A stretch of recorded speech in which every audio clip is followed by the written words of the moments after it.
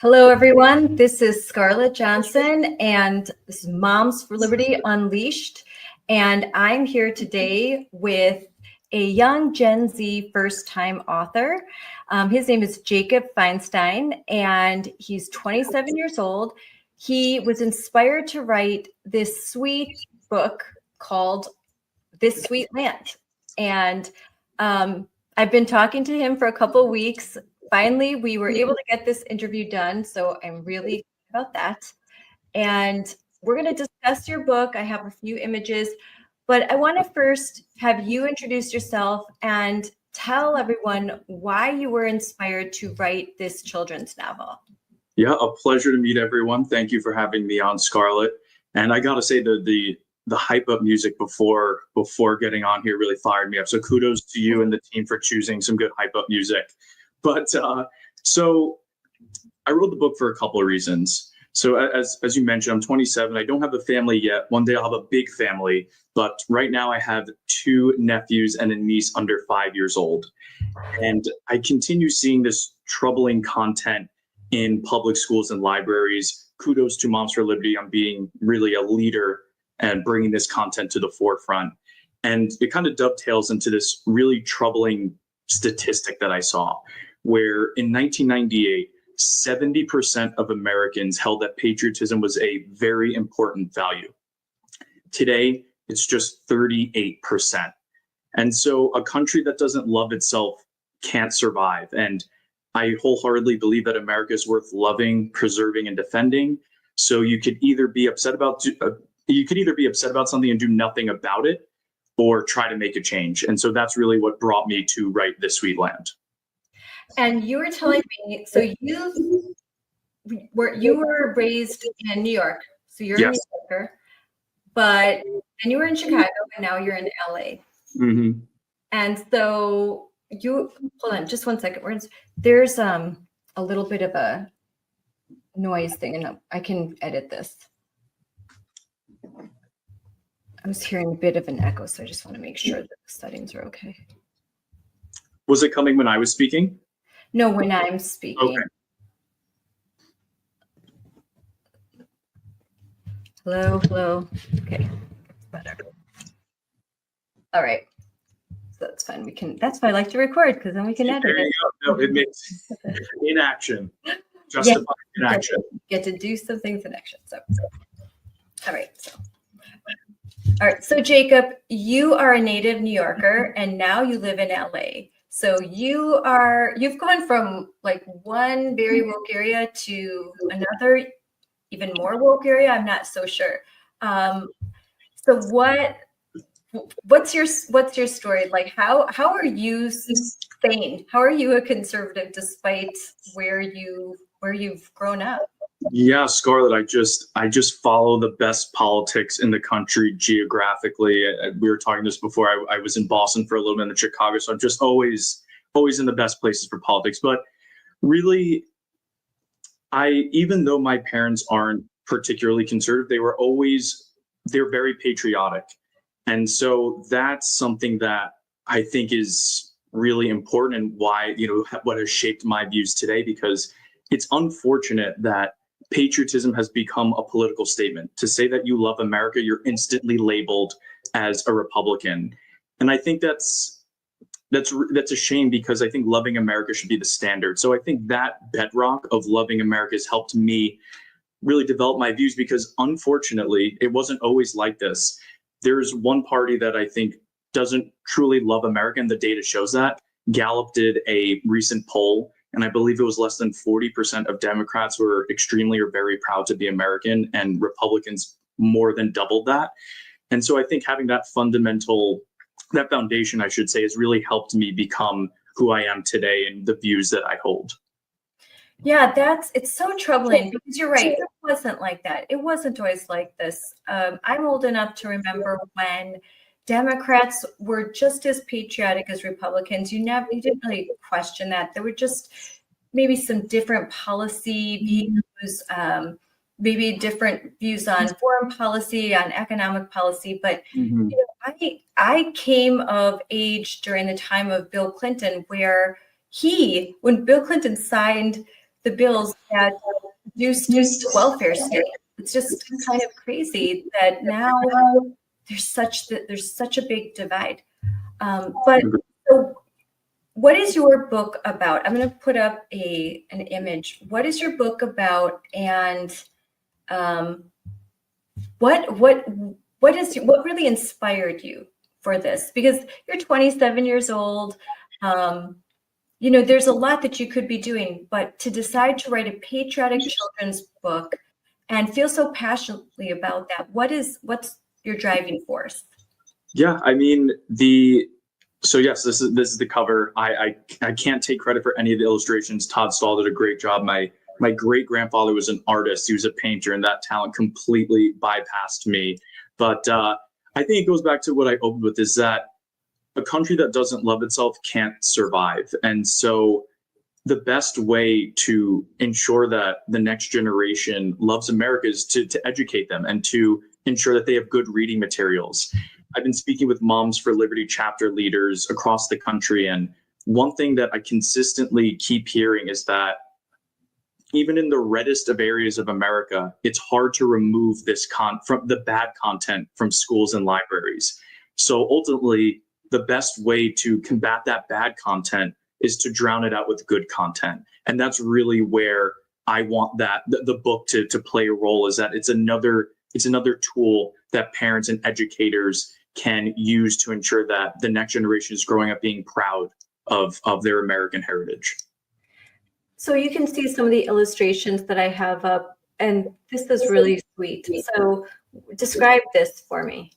Yeah, I mean, a lot of it. So funnily enough, people say, oh, this illustration kind of looks like you. The little boy's name is Ben. I shared a picture of me and my dad with Todd, the illustrator. So that's why there is a resemblance. But I remember from very early on loving to go to ball games with my dad. And my parents were always very much, you stand for the national anthem, you put your right hand over your heart, and you sing. And there should be no shame in loving America. And this is just a scene that I had multiple times throughout my childhood. Probably was going to be at Yankee Stadium or Citi Field, given it was in New York. But yeah, that's really where that image comes from. So I'm reading from your flyer about your book, and it says, "This sweet land follows young Ben as he discovers what makes United States special. Its roots, the flag, the meaning of bravery. It's a colorful, patriotic story that inspires children to feel proud of their heritage and want to carry America's values into the future." That's so sweet. I love that. Thank you. I'm definitely going to get this book for my kids. This is really sweet. And I just found it so interesting because you're 27 years old and such strong values, and you're committing your time to write something that's for the betterment of young children. When you see, I'm sure you've seen some of the content that is available to kids in public schools. How does that make you feel? The content's not only just anti-patriotic, some of it's very sexual. It introduces concepts that are way age inappropriate. I mean, like the latest book, Jacob has the new dress. I mean, how does that make you feel when you know that kids are being presented with this terrible content? It's disturbing to me. I think it's very upsetting. And ultimately, that's why I've had a recent realization that while I like living in Los Angeles, maybe right now, I don't think it's a place I'd ever want to raise a family, because unfortunately, so much of this content is geography dependent. Even though we've seen that so much of it is in red areas, it's shown me that I want to be around people who are like-minded. I want to be around parents that see this and be like, no, not for my kids. I want, to be in an area where there's a strong Moms for Liberty chapter, making sure that content like this never gets into schools. And if it's there, it's removed. So I would say it's very upsetting. It's just because to me, there's no better place to be in the history of the world than the United States. And I find it very upsetting that there's content out there that's making children feel as though this place is an awful place to be, or it's promoting them not to feel comfortable in the body that they have when they should be proud of the body that they have. So it's alarming. And that's why, unfortunately, we hear that it's hard to remove this content, and I'm hoping the book can just be another tool to drown out the bad content and could be presented, be like, you know what, this is a book that's uplifting, it's positive. We were talking about that. You're like, we want to do something positive and fun and light. This should be loving America and celebrating 4th of July and talking with your grandparents. These are all things in the book. Celebrating veterans. Veterans Day was yesterday. You know, these are things that should be make people happy. And so that's another part of the book. It should bring a smile. It should be proud of being American. Yes, books for young children should be happy. They should bring a smile. They should, you can have a nice patriotic book. And you were at the Moms for Liberty Joyful Warrior Summit. Indeed. So what was that your first Moms for Liberty Summit? Yes, it was my first Moms for Liberty Summit. I'll give you a little background. As mentioned, I've been doing virtual events with a number of Moms for Liberty chapters and chapter leaders. I'm going to shout out two in particular who are like, you have to go to Summit. I was doing an event with North Carolina chapter leaders, Kelly Harris and Amy Kaplan. We were having a great conversation, and they were like, you have to go to Summit. Like, this is who you want to be around. Your book's people will love it. And so I told them there, and on virtually that I give them credit for really pushing me to go, because at first I'm like, am I going to go? And then it turned into such an incredible weekend. I am so happy I went.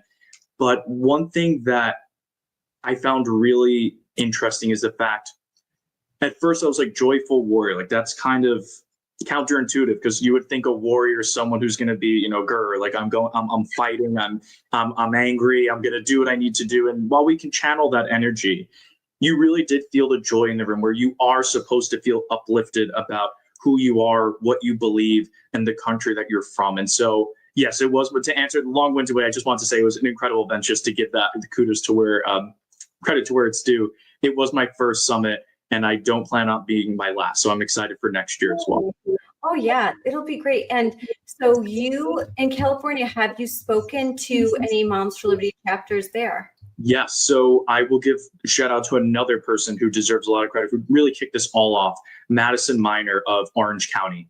When I moved out here, I went to coffee with her. She loved the book, and she was the one who really helped kickstart my exposure to Moms for Liberty. So none of this would have happened without Madison. So I give her a lot of credit, and her organization, Protect Our Kids, is an amazing one.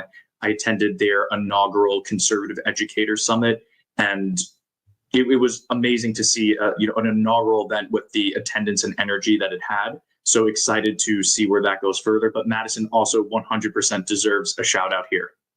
Have you spoken with Sonia Shaw, who's running for State Superintendent of California? She was at the event. She spoke. I haven't spoken to her personally, but she was a featured speaker at that educator conference. Well, I'll have to connect you, because she's a friend of mine. And I know that she would love to talk to you. And this is exactly the kind of content that she would like more California's children to be exposed to, rather than the radical content that they are. She's a current Chino Valley School Board member, and she's a tough cookie, but she's so sweet. And she is a joyful warrior. Emphasis on the warrior. That when she was at this event, you can tell she's not taking any crap. She's here to play, and she's going to fight for what she believes is right. Yes, and she is the first state candidate that Moms for Liberty has endorsed. So we are endorsing her as State Superintendent of California. We normally just endorse in school board races, but so she's our first statewide candidate, because we want to support her effort. And she's just so passionate, and she's up against a lot in California. So indeed, to say the least. Yeah, to say the least. So for those who are watching Moms for Liberty chapter chairs, Jacob will meet with your group virtually and possibly even come in person. So if there's other chapters in California, or if you want to reach him, what should folks do? What should moms that would like to talk to you and work with you do? Where can they contact you? Yeah, I would say you can contact me. I have 2 social media platforms. I have X, and the X handle is Jacob, and I spell my name with a K. So if it like my son. Yes, we were discussing that. So it sounds like Scott and my parents are both Bob Dylan fans. Yes, and Yeah, so my parents were inspired by Jacob Dylan, Bob Dylan's son, and that's where I have the K. So it'd be Jacob L. Feinstein on X, and then Jacob Feinstein on Instagram. If anyone is interested, please follow, shoot me a DM. Would love to continue engaging with Moms for Liberty chapters. All right, I am looking right now. I'm making sure that I'm getting this right because I'm going to put this out there because I want people to follow you, Jacob L. Feinstein. So just tell me, I'm going to put this up, and if it's spelled wrong, tell me. Is that right? That looks good. Yeah, just the F is capitalized and the J isn't. If you just for aesthetic purposes, Okay, yeah. you wanted to change that. Because it should be all on, like, it doesn't really. Yeah, let's see. There. Let's do that. Yeah, and I would just capitalize the L in between, and then we should Okay. be, everything else looks good. Yes, so capitalize that. I'll fix that. But and then where else can they follow you? On Instagram, and that's just Jacob Feinstein. There's no L there. Okay, so on those, and then they can DM you and talk about, doing a virtual event where you talk about your book. And then, so how is it going? Are you on Amazon? I am on Amazon. I could send you a QR code that you can flash on the screen. Yeah, send it to me. I'm going to put it on. It's hyper designed. It looks really cool. So I'll send that to you right after this, and you could flash that on the screen as well. Yeah, send it to me, and then I will put that. I can also put that out. I'll put that in social media promotions as well. Awesome. That's Nothing great. like a good QR code so that folks can I agree. It makes life a lot easier. I know palm cards, so much easier just to have like a palm card or something, QR code, they can pull it up. But yeah, so here's the book. Are you going to be writing any more books? So I would like to. I have the shell of another one, but something I've learned, I'm a big reader. I love reading biographies, and I was a history major at school. And one thing that successful authors and people in general have done is focus on one thing at a time. So right now I really want to focus on This Sweet Land and making sure it can get the breadth that it deserves. And from there, we will work on other books.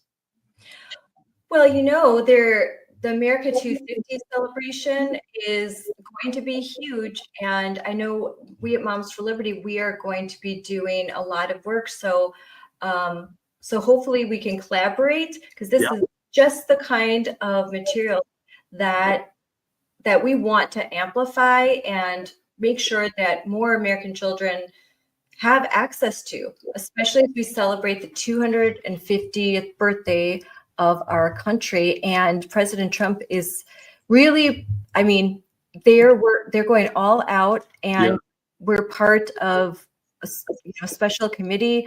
So the timing could not be more perfect for material like this. So I'm rooting for you, and I know that we at Moms for Liberty love what you're doing, and we want to support what you're doing, especially you're a young guy, and it's rare to see a 27-year-old that's this committed to country and to providing such wholesome, good materials for kids. Thank you, Scott. I genuinely appreciate that, and I would love to collaborate however I can. I was in DC 2 weekends ago for a wedding, and I was walking with someone along the monuments. So I said, I need to be here on July 4th of next year. It's going to be, I think it's going to be a once in a lifetime opportunity and event. So very excited to see what comes of that. Oh, it will. It's going to be amazing. They're already, have you seen all the construction around DC? They are working, they're like all the museums are kind of getting refurbished, and the Supreme Court should be done pretty soon. So everywhere I go, I'm there a lot more. You see some kind of construction, and they're like, we're getting ready for the 250. So it's going to be epic. It really is. But thank you for coming on, Jacob. And I'm so happy to promote this book, This Sweet Land, and it's available on Amazon. We are going to provide the QR code in the comments. We're going to provide it when I'm airing and when I'm putting it on social media. And I hope that everyone gets a copy, even if you don't have young kids right now. Like, buy a copy and donate it to your school library, donate it to your local library. Buy 10 copies and donate it, because frankly, that's the best thing that we could do. I think providing alternative content is the joyful warrior way. You know, they often say, oh, you want to ban books, and we don't want to ban books. We just want things to be age appropriate.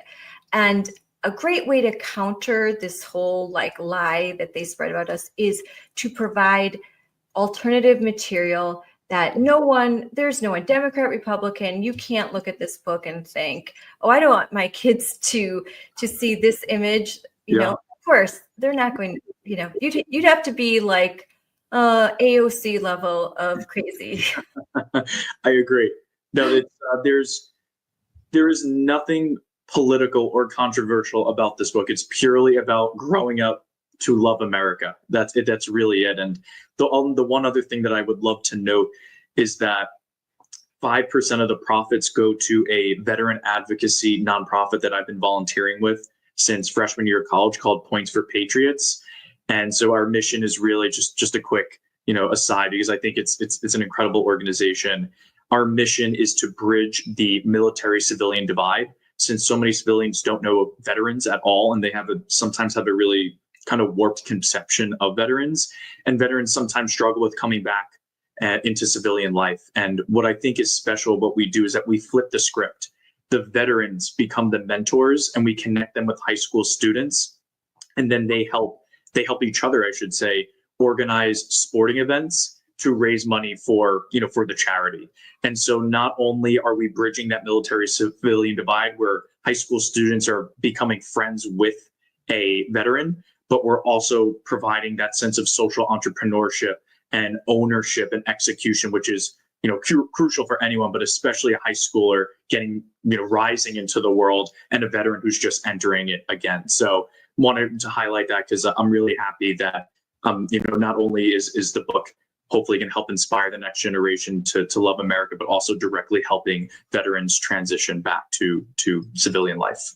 That's amazing. Oh, I'm so proud of you for doing that. My father is a veteran. He served in 3 tours, 2 in Iraq, 1 in Afghanistan after 9/11, and he's a Marine. And you know, and my brother's a Marine, my grandfather, like all the way back. So I really appreciate what you're doing, and that's tremendous for veterans and for students, the kids that get to work with them, and both equally benefit. So that's amazing. Sure.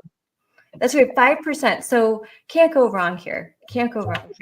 So I think everyone pick up a copy of this book, buy like 10, and this great gift, a great Christmas gift, and a great, you know, lots of times in schools, they'll ask for donations for that we provide for other children. So I'll be sure and buy this book, donate it to the school, and donate it to charities. There's like the Toys for Tots, the Marines too. There's a lot of different charities we donate toys and books. This should be one of them. So thank you, Jacob. Well, I'm going to go make dinner. And I'm going to order a copy of this book. And it was so. I'm also going to send you one as well. So just it'll be on its way. Okay, great. Well, I want to buy some books too, because I want to support what you're doing. So thank you. Thank you so much. And thank you for coming on. Thank you for your patience. And I hope that we talk very soon. Sounds good. Thanks. Have a great rest of the night, Scarlett. Thank you. You too.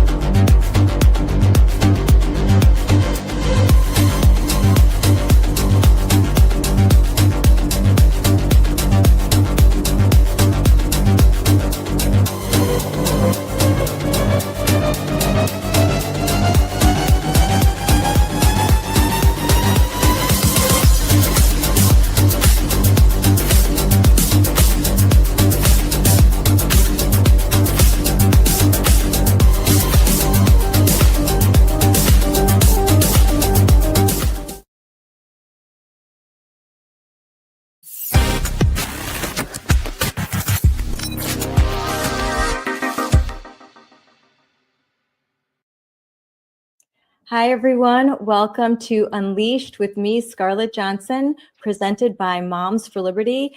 And I am thrilled to have two very special guests with deep Wisconsin roots. And that's how we say Wisconsin around here. Both are Gen Z conservatives who give me a lot of hope for the future. Evita Duffy Alfonso and her husband is now a congressional candidate, Michael Alfonso. Evita is a writer, a commentator, and hosts the daily podcast, The Bongino Report, Early Edition. And Michael is a producer, I just learned. He's a Vilas County native who has recently announced his run for Congress in Wisconsin's 7th District. I think it's amazing that two young people, Gen Z conservatives, are just doing so much already. It, like I said, it gives me hope, and that's why I wanted to have them on. I want to talk about their story, what's at stake in Wisconsin, and issues that matter most to parents and families and voters. So thanks, guys, for coming on. Yeah, thanks for having us. Evita, quick little bios, like you're the oldest of 9 children. And your mom is Rachel Campos Duffy, who I love. She's the co-host of Fox and Friends Weekend. You're in her studio right now. She is a strong female conservative voice in America. We all appreciate her at Moms for Liberty. We love her. And your dad's Sean Duffy. He's a former congressman and now is the U.S. Secretary of Transportation in the Trump administration. And he's a favorite in Wisconsin as well. Michael, you are a native of Vilas County. You currently are in Wausau, Wisconsin. You worked your way through UW-Madison doing construction work and road paving. Like you are the embodiment of the American dream, pulling yourself up, like just that individual spirit. You are the grandson of Cuban refugees, and now you are a candidate for Congress in Wisconsin's 7th District, which is amazing. So let's start from the beginning. How did you two meet? Well, we actually met in Wausau in middle school. So both of our families moved to Wausau around the same time, and that's when we met each other. Yeah, so we went to high school together, middle school together, but we didn't start dating until after high school graduation. And then we dated all through college and got married in the summer of 2022, right after we graduated. I graduated college, and President Trump was actually at our wedding, which was amazing. So it was a lot of fun. Oh, that's amazing. So where did you guys go to college? I know we said Madison for you, Michael. So I went to the University of Chicago, and so he would come on the weekends and visit and take me to dinner or whatever. And so that's how we were able to keep dating, because it was how long of a drive was that, Michael? Like a couple hours? It was only about 2 hours, but you could get caught in traffic, so it'd get 3-4 hours. Yeah. But then, so I mean, your viewers know about this because everybody's a mom here. We got shut down during COVID, and so for half of our college careers, Michael and I were back home in Wausau with our families, and so that made it easier on our dating life, but also it was really hard education wise because we were defrauded out of our tuition dollars with remote learning. Oh yes, I had my son and daughter who were in college, doing learning at the house. And my son started off medical school virtual. Like his first year of medical school was completely virtual, which I just couldn't even understand. And but his second year, when they all finally met each other, they were still required to wear masks. It wasn't until his junior year that he's looking around. He's like, "Oh, that's what you look like." It's tough. It's really tough. It was hard on kids, on college kids. I know we talked a lot about what's happening to elementary school kids, middle school, high school, but even in college, I couldn't attend my son's graduation in person. We had to wait outside and like watch it from a screen or watch it from our phone. It was horrible. I had a friend who he is hard of hearing, and he relies heavily on reading lips. And so when he came back into the classroom and had to have a mask on, he could not understand what his classmates and the professor were saying. It was horrible. I almost got expelled because I refused to get the vaccine, and then the booster mandate. We had a vaccine mandate and a booster mandate. They almost expelled me. A friend of mine who went to Union College in New York was actually expelled for refusing to teach her. Wow. So We forget how bad it was. We forget how bad it was. My daughter ended up transferring to Florida to go to nursing school because she was going to be required to get the vaccine. And Florida was, so we moved we had to move her to Florida just so that she would avoid, because I want grandchildren. yeah. Yeah. It was- I wasn't going to risk it. Although Michael has a funny story from UW Madison and the quarantine dorm. I don't know if you want to tell that, Michael. Oh, yeah. So, COVID was a crazy time, but there was kind of these restrictions that they put in place for kids that they thought were going to make them safer. So when you got COVID, especially if you were a freshman in the dorms, they would send you like sort of off campus to like one of the far, far away dorms. And they didn't have any, hall monitors or RAs because they didn't want anyone to get sick. So it ended up being an absolute party dorm. People were trying to get COVID to go to the dorms.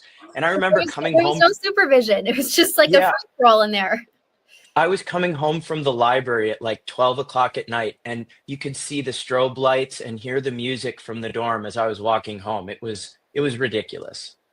That's one I haven't heard. My son was in Madison, and I know they tried to do like the passport thing. Like he ended up having to get tested every 24 hours because the only way you could get into the classroom was through your phone, and they had to scan negative.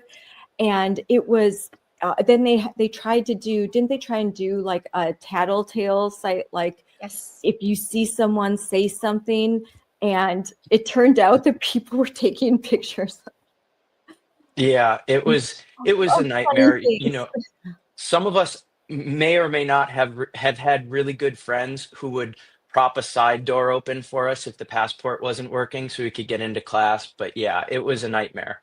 So at my school, we had a commie snitch list too, where they basically said, in order to attend class, you have to sign a document where you promise to turn in your professors and your classmates if you see them violating any university COVID rules or city of Chicago COVID rules. It was deeply I don't know, collectivist and disturbing. And it not only that in the document they had you sign to attend class, they said you have to agree that COVID poses a serious public health threat. Well, I didn't think it did, and so I didn't want to sign the document, and so they wouldn't let me go to class. And it was a disaster. They made life really difficult for any student who didn't want to comply with an experimental vaccine mandate, the ridiculous mask mandates. It was almost an exercise in mental submission just as much as it was physical submission. It was. I love that you called it a commie snitch list, because that's what it was. That's what it was. It was, snitch and tell. And I think that we can never forget what happened when they had this absolute power. When they had that power, the way that they tried to crush dissent, the authoritarian nature that came out, and the way that they just refused to care about children. And I have one of my daughters is on the autism spectrum with special needs, and they threw her under the bus. Like you said, all of her service ended, nothing in person for almost 2 years. And even virtually, the person on the other end was wearing a mask. Virtually. I am like, what? I'm done with this. I'm done with this. I'm not participating in this insanity. Why would you be wearing a mask in a room that you are alone in as you are talking to my daughter who needs to see your lips moving? Because this was speech therapy. It didn't. Yeah. It was crazy. It was completely unconstitutional, every single rule they put in place. And that's why, for the first time, young people were really smacked in the face with, oh, yeah, it turns out no matter what the Constitution says, if you don't challenge these people, if you don't fight them, they're going to just do whatever they want. And I think you see a big movement of anyone that went through the nightmares of COVID, a massive shift to the right.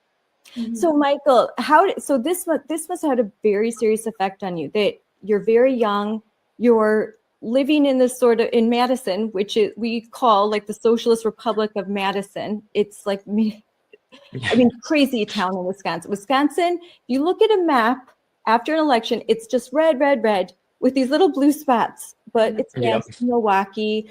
Maybe there's a few other areas, but there's a concentration in Madison because it's our big university. It's a well-known university. I have kids that have gone there, and the leadership there is far, far left. So you went to school there, you saw something, then lived through COVID. Did you know that you would eventually want to run for office? No, I've never thought of myself as someone who would be a politician. Frankly, I was so disinterested with politics until politics became interested in me. And it's come to a point where I can't live my normal life the way I wish I could. And a big part of me running is to make sure that when I start having kids, they don't go through the same disasters that I had to. I hope my kids never even have to look at politics, that it becomes so simple for them.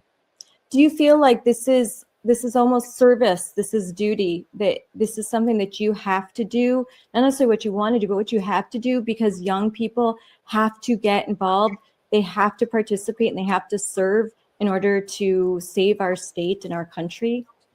Yeah, it really is service. And I would say it's not just me who feels this way. I was actually at a Turning Point event. They were starting a new chapter in Wausau where Avita and I where we met.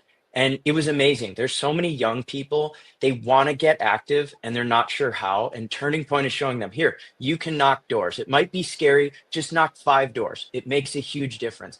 But I would say you're seeing a lot of young people who have just made the conscious decision to be unapologetically conservative. Even if they don't go further than that, they're not curbing their beliefs. They're not going to hide in the back offices. They tell you what they think, and it's really encouraging. Now, Vita, you're his wife. It is a big deal to have a spouse running for office, but your dad did it as well. So this is something that you grew up with parents who serve. What was it like to be as a kid to grow up with parents that were well known, your dad, a congressman, and now that you're the wife of a candidate?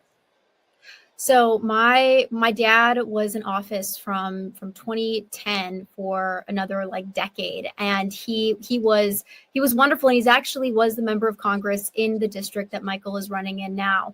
It's where both of us are from. It's where I was born and I was raised, and I loved being involved in politics at a young age. Just to be honest, I thought it was so fun. I would rollerblade down parade routes. I'd go with my dad to dairy breakfasts and Lincoln Day dinners and Reagan Day dinners. I thought it was so fun.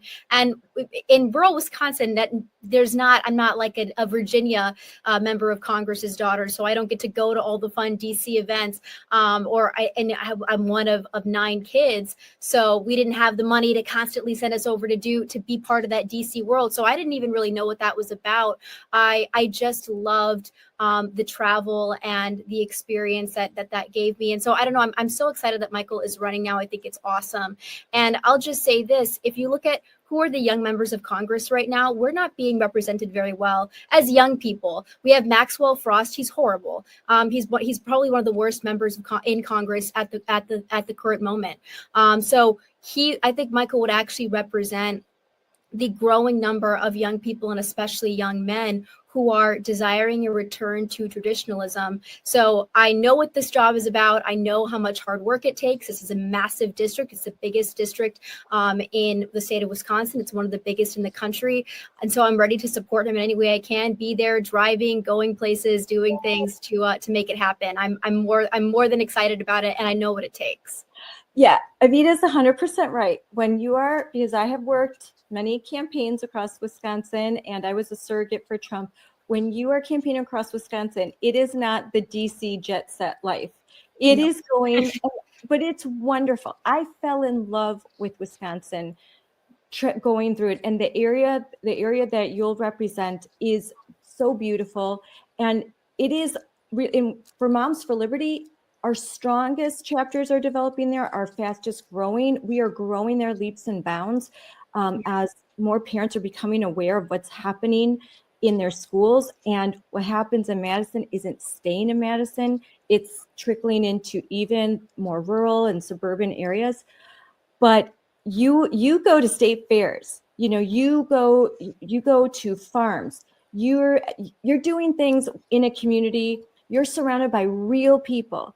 Like, this is the fanciest event you're going to have is going to be with some bratwurst, which is amazing and I love it.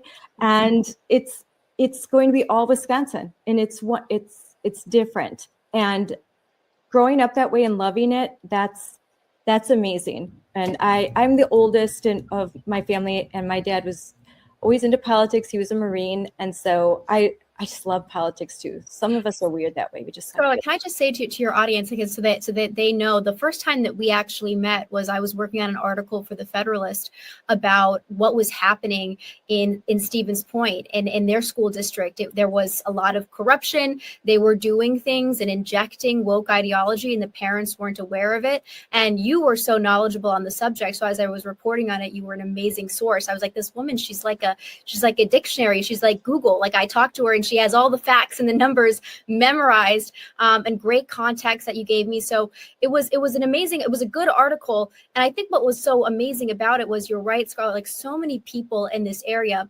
Stevens Point used to be part of our district. Now it's not, but it's still very close to our district. People are not jiving with the woke ideology, with the critical race theory, with the gender theory, going behind parents' backs and changing a child, brainwashing them into not believing that they are the sex that they were born with. And so this is a place where, because the families are traditional, because the people have those values, especially the parents, there is so much room for big change to become leaders and examples in the country, and also to be represented by a member of Congress who stands with them fully. This is a district that does not need a squishy member of Congress, because it is a diehard red district, and they're ready to fight. Yes, it's a district that Tom Tiffany holds, and he's running for governor right now, and he's the leading candidate for governor. And so there needs to be a strong Republican in place, one that will vote like Tom did, to support women and girls and protect women and girls sports. This is legislation that we absolutely must get across and this has to happen in Congress. We need this to happen. We need this to pass. We need protections of Title IX and the definition of sex, male, female, not the all-inclusive gender identity, which basically eviscerates Title IX and denies women their opportunities in education and in sports. So, Michael, I know I can guess that you are supportive of of Team Sanity. I'm completely supportive of Team Sanity, but something I would throw in there that I think is really important for anyone seeking office right now: we need Christian leaders who not just understand that it's crazy to have a man in women's sports. No, we need to understand where our beliefs come from. And if you aren't deeply rooted in your faith, you will get pulled by the DC madness. You will get talked into all sorts of crazy compromises.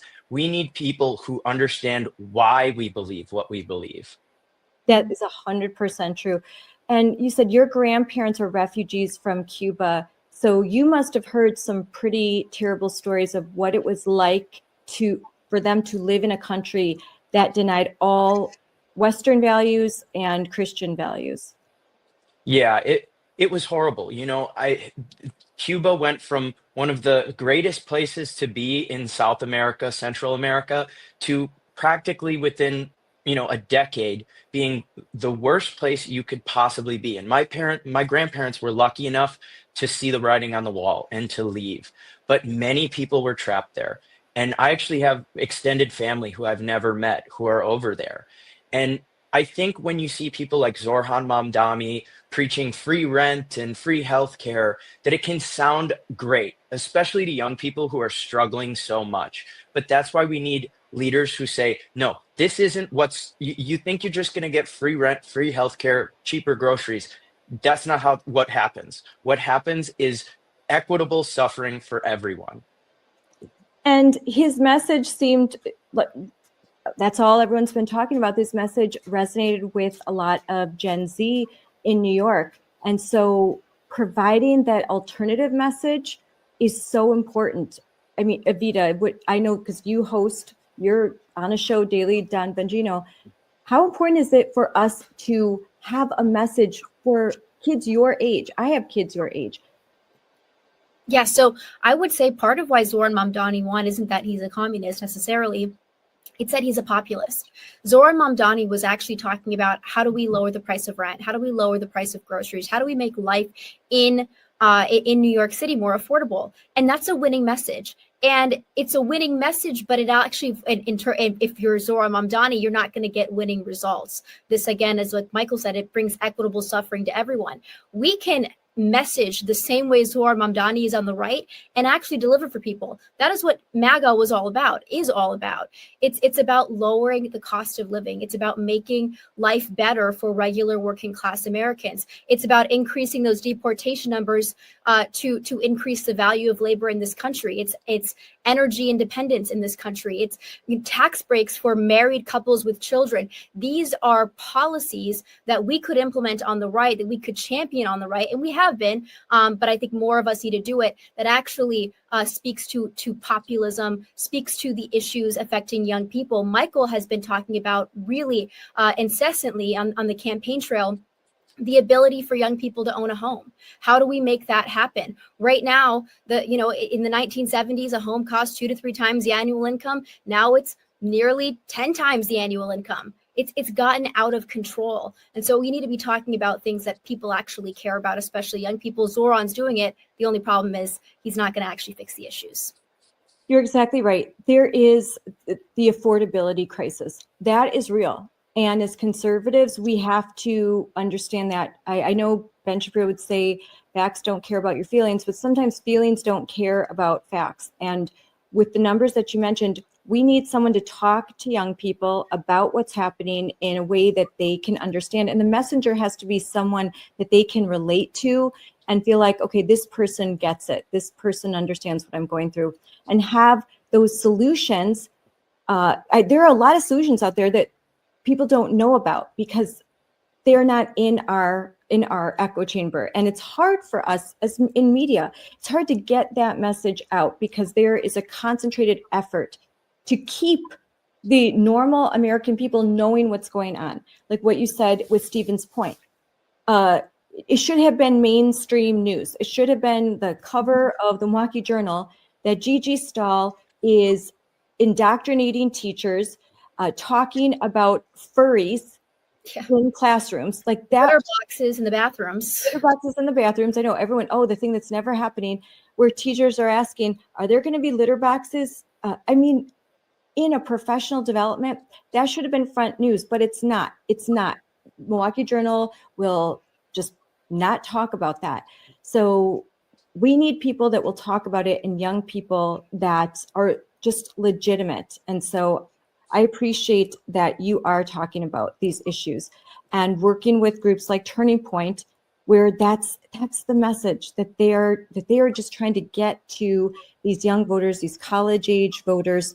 We have a different message, a message of hope, not one of fear, and not one where the government is going to solve all of your problems, because it can't.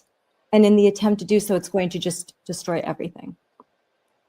Yeah, I couldn't agree more. And, that is really the key. It's small government. And the socialists like AOC or Zorhan, they get the easy, cheap, quick fix where they just add price controls. That's not what it is. It's actually a really long process. Part of the issue with Wisconsin particularly is the permitting process. You have to go through a local permit. You have to go through a state permit. You have to go through a federal permit. All different paperwork, all submitted to different agencies. It's really the government that is causing the lag in business. It's not government that's going to help it somehow. Yep. Yeah. And the government getting involved in lending is not a great idea. It's unleashing private enterprise. It's free market solutions. That's where we're going to find the answers. Just look at what the government gets involved in lending in the biggest portion. Students. student loans. What has happened to tuition prices over the last 30 years? They've tripled, quadrupled. I don't even know, but it's ridiculous. Everything the government touches gets more expensive. And when they stay out of it, look at your cell phone plan, it goes down. Yeah, in the 80s, tuition was $2,300 in today's money, and now it's actually averages around $10,000 a semester. So tuition is out of control, and it's saddling our young people in debt. And by the way, a lot of their degrees are useless, so they're not able to find jobs. 60% of young people who graduated last year are still looking for their first job. This is a problem, and one that can be, again, truly addressed by the right, and the Democrats are talking about it and putting out some really terrible solutions. Yeah, and as you guys are closer to graduating college than I definitely am, you really know what it's like. But I have kids, and we talk about this, like the amount of debt and where they're going to go to college and what degree they're going to get. Because if you want a degree in education, you don't need to go to a private school and amass $250,000 of debt that will just continue. The interest will just keep growing and growing. It's a big issue that we have to deal with. There's no easy solution, and the government made the mess. They're not going to clean it up. Right now, I'll talk about what's happening in Mequon, Wisconsin. I'm sure you guys have heard that we have South American gangs roaming through my area of Wisconsin, which I moved to because it's so safe. This is an area where you didn't even have to lock your car door. But there have been rampant burglaries, and they're happening in the middle of the day. Cars getting stolen out of the garage in the middle of the day because people leave their garage open, and it's happening so fast even while they're in the house, or run to the grocery store, come back, and you've been burglarized, stealing watches, high-end electronics, purses, cash, in and out. And it got so bad that the Mequon police put out a public statement. It made the news. It's now gone viral, warning Mequon, Wisconsin residents, hey, be careful because there's these bands of illegal aliens running through your community. All weekend, our community's been in an uproar. We just installed 2 more cameras. My husband's worried. He keeps texting me, did you lock everything? Are you okay? Make sure that the dog, luckily we have a dog that's running around the barks a lot. That's hard to believe that this is happening in Wisconsin, in suburban communities, in rural communities. It shouldn't be happening anywhere, in Milwaukee or anywhere, but this is what happened. This is still the effects of illegal immigration and our governor and Democrats in Wisconsin refusing to work with the Trump administration and ICE. Yeah, this is what happens when the madness from the left, from Marxism, reaches its peak. We have roaming gangs of illegal migrants stealing things from people's homes. And you have a group of people in Wisconsin who would lose their mind if ICE came in and had a presence in the area. They always side with the side of victims. That's all they care about. They don't use their brain. And really, that's the best part about being a young person. We're not prescribing some radical new ideology. No, we're prescribing common sense. When you have a roaming gang of illegals, arrest them at whatever means necessary. This is ridiculous. Yeah, the Trump administration, I mean, they secured our border, which was necessary, and we need that, but we also need deportations. You have millions of people who are still here, let in under the Biden admin, and we have no idea who they are. It's a massive crisis, and some of them, of course, are stealing from homes in Mequon, so they need to go. And there's this narrative that the left has kind of been successfully pulling, that this is inhumane, it's wrong, it's evil. What's inhumane is keeping people in this country, first of all, who are criminals, and second of all, who are devaluing labor and taking opportunities away from regular Americans. We have lots and lots of people who are ready to work, many talented people who are here and ready to work. And so this is a crisis of legal and illegal immigration, and we won't have a country in a few years if we don't address both.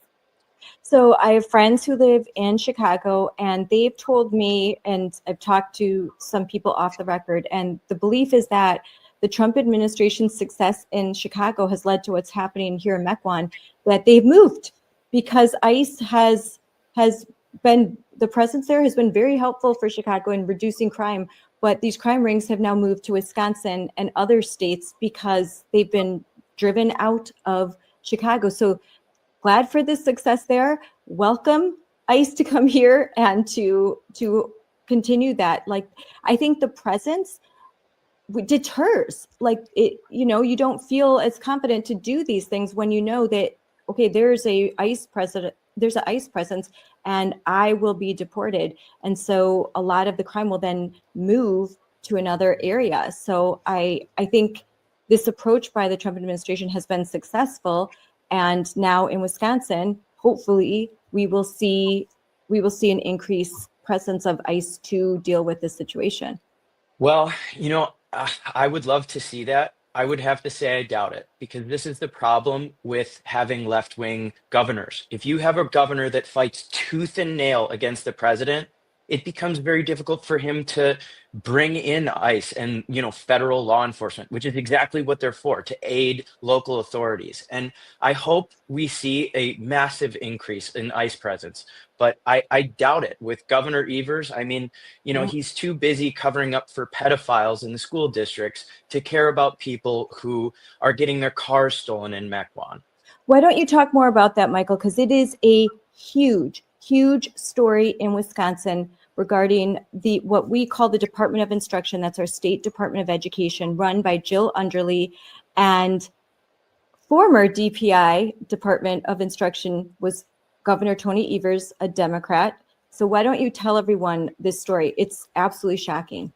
Yeah, I mean, the DPI and Jill Underly have basically been brushing under the rug multiple accusations of grooming and child abuse in the school district. While this is happening, the school district has fallen behind Mississippi for education. This is what happens when you elect left-wing radicals. They care more about victims, so the pedophile apparently, than they care about kids who are just trying to learn how to read. Yeah, and that's not an exaggeration. A lot of leftists like to use minor attracted persons to refer to pedophiles. They truly do sympathize with pedophiles, and they want all of us to as well.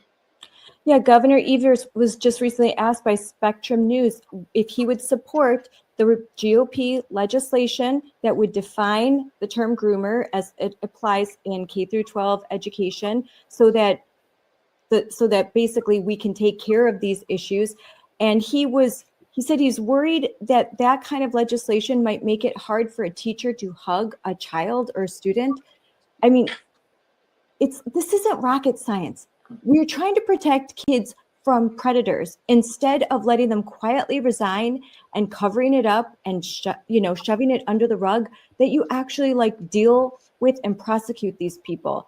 I just think, why? Again, it's common sense. You would think for anyone with two brain cells to rub together, they would know what the solution is. But apparently with the people we have in office, they can't figure it out. But I will say that some of the Republicans that put that legislation forward, his name's Jesse James. He's actually in my district. He's a rock star. He actually cares about kids.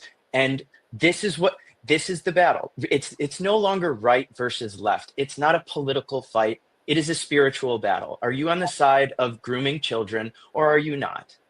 Yes, Jesse James and Representative Amanda Nedweski, great. They've done a great job, a tremendous job. I've watched all of the hearings that they've had, that Jill Underly didn't even bother to show up to the first one. And now she was busy getting an award, right?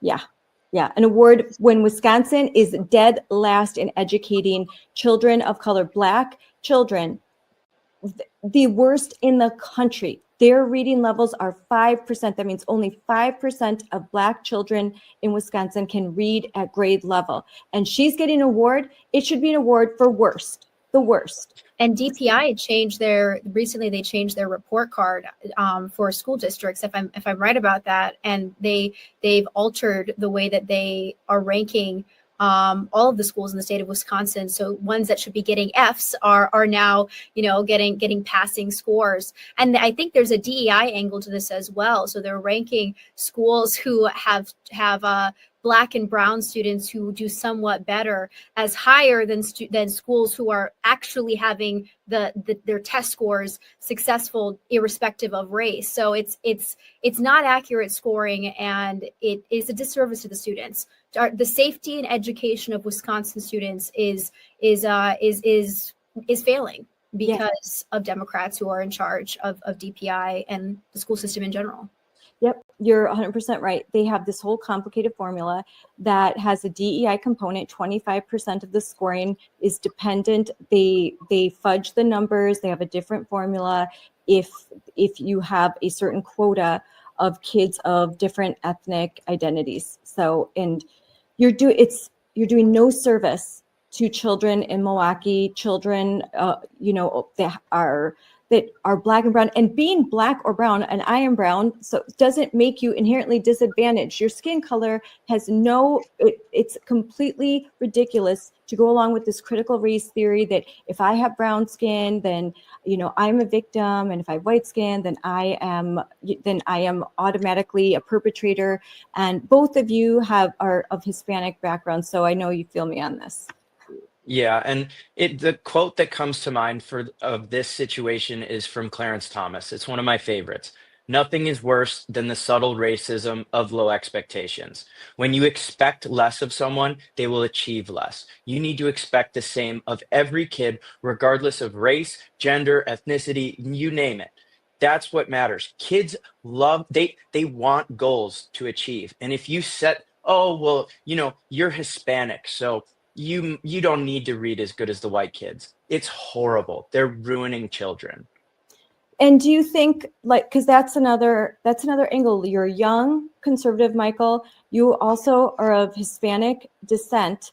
So the woke are like hair on fire, like you're supposed to be one of us. But you have this, the view, you look at the world not through the lens of race, not through the lens of privilege, but through the lens that you should be, like the Western views of America. And that makes you really different and unique. And it's a voice that I think is really necessary to combat this cultural Marxism. Yeah, and that really is the battle we're fighting right now. It's cultural Marxism, and they're even bringing it to practical Marxism in some areas. One of the people running in the governor's race, her name is Francesca Hong. And if you look at the district she represents, she's an assemblyman. It is exactly the Madison district, like exactly where the university is, that's her. And this is where it's coming from. It can come from young people, but there's also a massive movement on the right. It's the Charlie Kirk movement to say, no, what we need Christian conservatism, and that will fix these problems. And it's not the easy solution, it's the hard one, but it's the only one that works. Did Charlie's murder affect your decision to run? Yeah. So Evita and I actually had a job in the Trump administration. I was going to work in the Treasury Department, and we were waiting for someone to get confirmed before I could start the job. And right as he got confirmed, Tom Tiffany decided he wasn't going to run.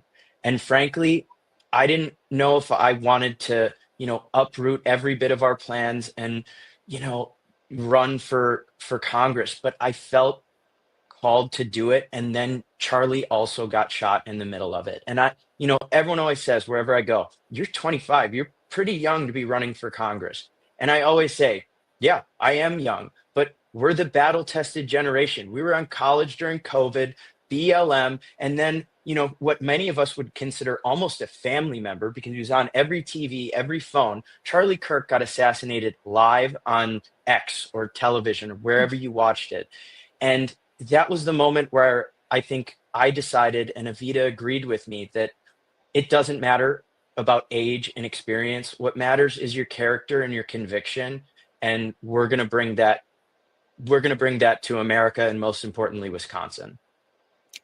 Evita, I think you two have a lot of experience, even though you have a young age, just because of your background and what you've been exposed to. So you have some unique insight. You're older souls. Yeah, well, I've been told that. I don't know if Michael's been told that I'm an old soul. No, but it's true. I feel like we've been fighting for a long time. I will say that the prequel to the BLM rioting that happened in our country was actually the protests against Scott Walker, the teacher unions, when they took over the state capitol. And they mean, it was disgusting what happened. There was trash all over the floor. They were screaming and yelling. Assemblymen and senators could not even get to their day-to-day jobs. When my dad was a member of Congress at this time, and he had to be police escorted to fundraisers or just events that he was doing with Governor Scott Walker because it was that bad. This is how leftists behave. They have no respect for our country, for our founding, for our heritage, and in fact, they hate it. And Michael and I understand that really deeply because we watched many of our classmates descend into the cultural Marxism madness. In Chicago, they burned the city down. In Madison, I mean, I was a student journalist. We were walking through the streets, and every building was boarded up. There was graffiti everywhere. Business owners were terrified. The students acted like lunatics, and there were no consequences. There were no consequences for the health experts who lied to us during COVID. Michael's right when he says that we're a battle-tested generation. We have seen a lot. And the jig is up, and I think that we're ready to fight. And I think Charlie Kirk was a tipping point for us and for a lot of other young people to say we're not going to just sit back and let our generation descend into madness, into the lies of Zohran Mamdani. We're actually going to represent something different. I agree. I think that we have to pass the baton.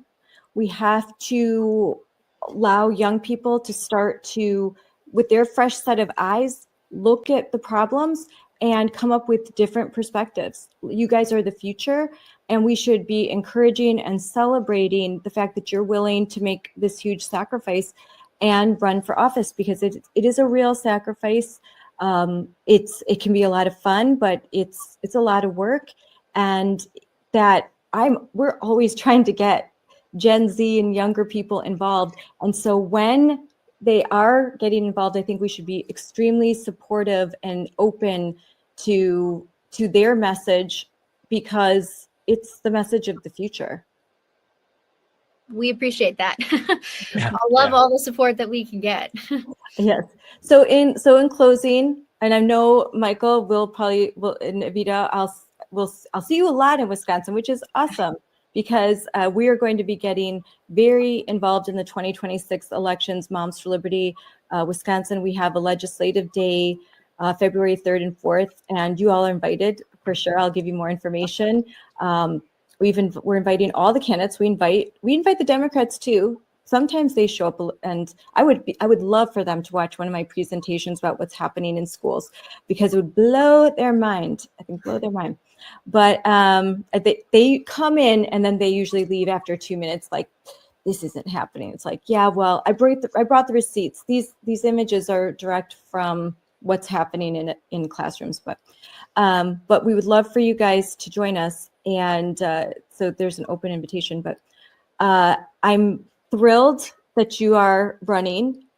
And in closing, I would like to know, as Wisconsin is watching closely, and now this is going out nationwide, what is your message that you want to give to the families in your district, the parents in your district, and across Wisconsin, across the country? I would say, specifically for the people in Wisconsin, stay strong. We have a weak governor right now. It can seem like the world is falling apart. It's not. And I would say, remember that although we got our guy in 2024, we have a very, very important set of elections coming up in 2026. In April, we have the judge coming in. Her name is Maria Lazar, and we need to get her in because we can't do anything when we have judges legislating from the bench. And then we need to get Tom Tiffany in. I would even jokingly say, don't vote for me as long as you vote for Tom. That's what's most important for Wisconsin. And really just stay strong. It's going to get better.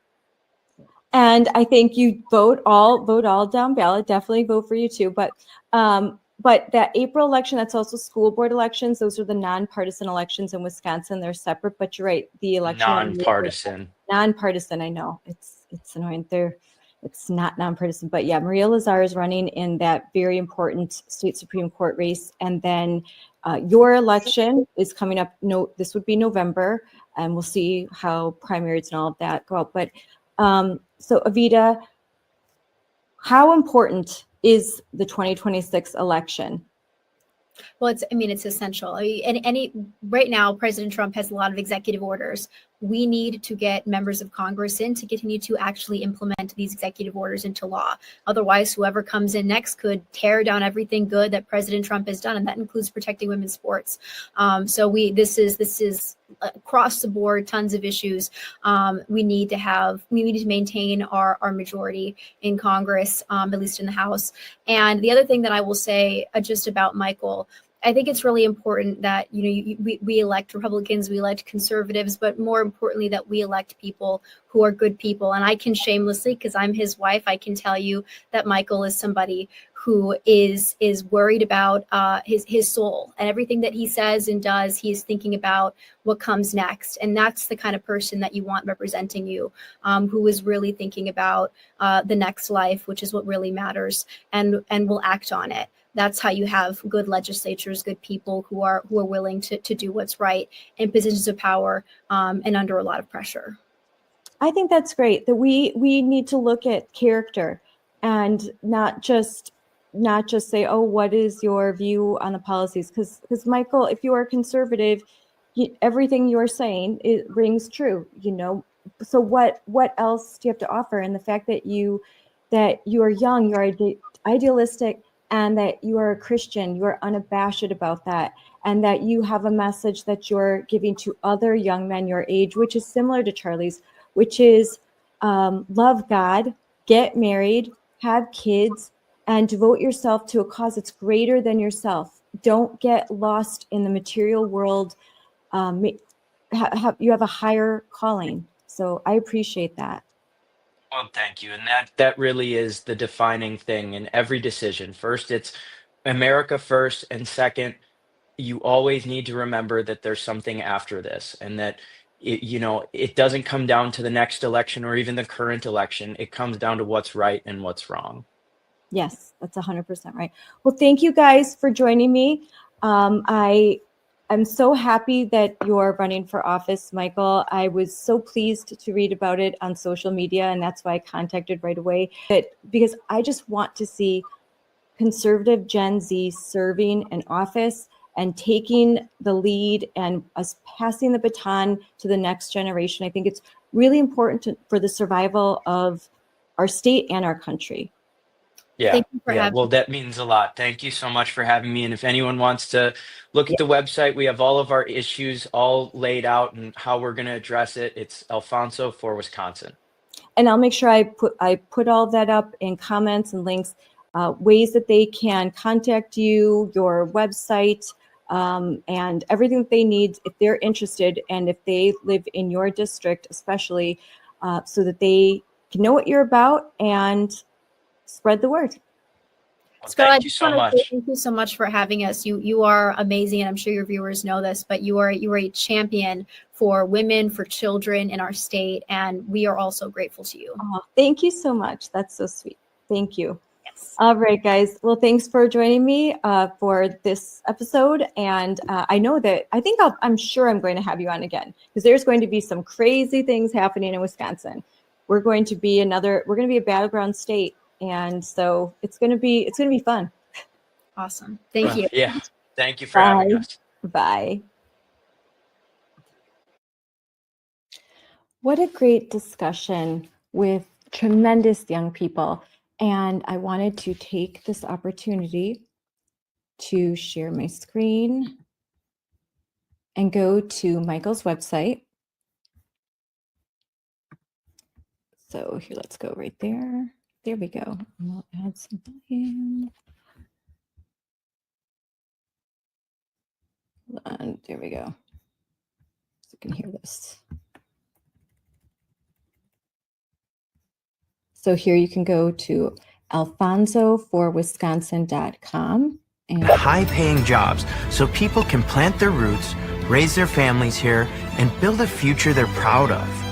Because when young people can't get ahead, they start listening to the lies of socialism. I'm running for Congress to keep the American dream alive. I'll work with President Trump to reform government, keep us safe, and bring down the cost of energy, food, and housing. Some say Congress needs older people with more experience. But let's be honest, they're the ones who created this mess. We need leaders with strong values, fresh energy, and the courage to fight for America's future. I'm Michael Alfonso. I'm America first, and I will never let my home become the place my grandparents left behind. Together, we can save the American dream for your family and mine. Wow. My grandparents fled communist Cuba with nothing but hope and a belief that America was worth the risk. My name is Michael Alfonso, and I thank God that I was raised in Wisconsin, not Cuba. I met my wife, Evita Duffy, in high school. Later, I paid my way through UW-Madison by pouring concrete and paving roads. But the American dream my grandparents fled Cuba for is not the one my generation is inheriting. Prices keep climbing, groceries, gas, housing, and for young people, buying a home feels impossible. Our district needs to bring in high-paying jobs so people can plant their roots, raise their families here, and build a future they're proud of. Because when young people can't get ahead, they start listening to the lies of socialism. I'm running for Congress to keep the American dream alive. I'll work with President Trump to reform government, keep us safe, and bring down the cost of energy, food, and housing. Some say Congress needs older people with more experience. But let's be honest, they're the ones who created this mess.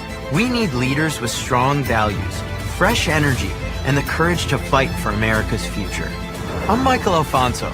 I'm America first, and I will never let my home become the place my grandparents left behind. Together, we can save the American dream for your family and mine. I love that. Oh, that's so cool. And look at these great pictures here. Great. I give it an A. That's a great ad, opening ad, great pictures on here. So if you want to learn more about Michael Alfonso, you can go to this website, particularly if you are in his district. So I love that. I love that. I want Wisconsin to not be the place that I have to leave behind. That's exactly right. Like Reagan said, where do we go? If we lose freedom here in America, where do we go? There's nowhere else to go. This is it. This is the last stand for free enterprise, free markets, freedom, liberty, all of that. So we've got to fight, and it's so great to see young people that are willing to do so. Here's some images speaking at local events. And there with his father-in-law, Sean Duffy, who is currently working in the Trump administration. He's the Secretary of the Department of Transportation, and he is a former congressman of the same district that Michael is running. And here is Evita Duffy. And just listening to her, she's so sharp, young but sharp. I mean, she hosts the Bongino Report Early Edition. She's excellent. Her ratings are tremendous. And she's just very articulate. She was a writer, and as she described, that we had worked together on an article that she wrote for the Federalist. And it's great that she's great writing and that she was always focused on Wisconsin. She always tried to bring in some of the stories that we work on in Moms for Liberty. And there they are at the convention, the RNC convention, July 2024 in Wisconsin. I was there all the way over here because I was a Wisconsin delegate. And I remember when all the balloons fell. It was so great. And so, and I wanted to put this picture here. Here he is. He's with Turning Point. Brett, who I've had on the show briefly when he was doing some door knocking in Arizona, he started off as a state leader in Turning Point. He is now already moving up to be a national leader. And then here are some of our other friends in Wisconsin that work for Turning Point, and there's Michael. And it's great that he is providing such a good example to Generation Z men. So again, if you want to learn more about Michael, then you'll go to his website. And Evita, let's see, I'm going to get some of I always want anyone who's listening to the guests that we bring on, make sure that you follow them, you subscribe, like, because they are all tremendous. You can follow Evita right here on X at Evita Duffy _1. So be sure to follow Evita on X at Evita Duffy _1. And you can follow Michael Alfonso, running for Congress in Wisconsin, at Mike Alfonso Wisconsin right here. And so go ahead and follow these amazing young Gen Z warriors for Wisconsin and for the country. They're doing great work. So thanks for joining me. I'm Scarlett Johnson, and this is Moms for Liberty Unleashed.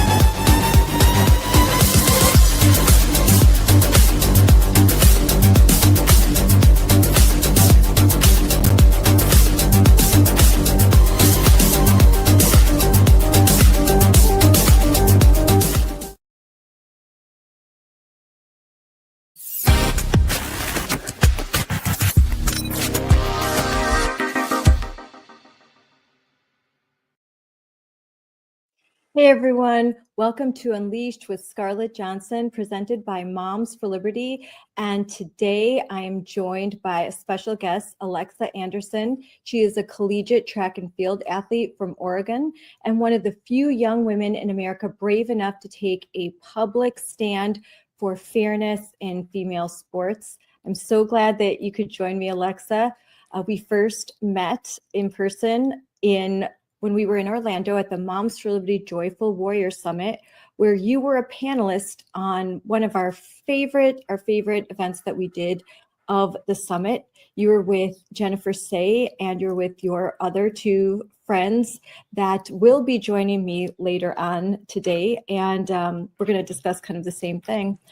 So I want to introduce you to everyone first. I got a little bit of your bio from your mom. And yes, it says you're wonderful. Oh, good. I'm glad. I'm glad she has good things to say. You're amazing. So, a very proud mom, very proud parents. You are a student athlete from Oregon. You're originally from Oregon. You compete in track and field for the University of South Alabama. You were an Oregon high school state champion in the pole vault. Trouble speaking much, yeah.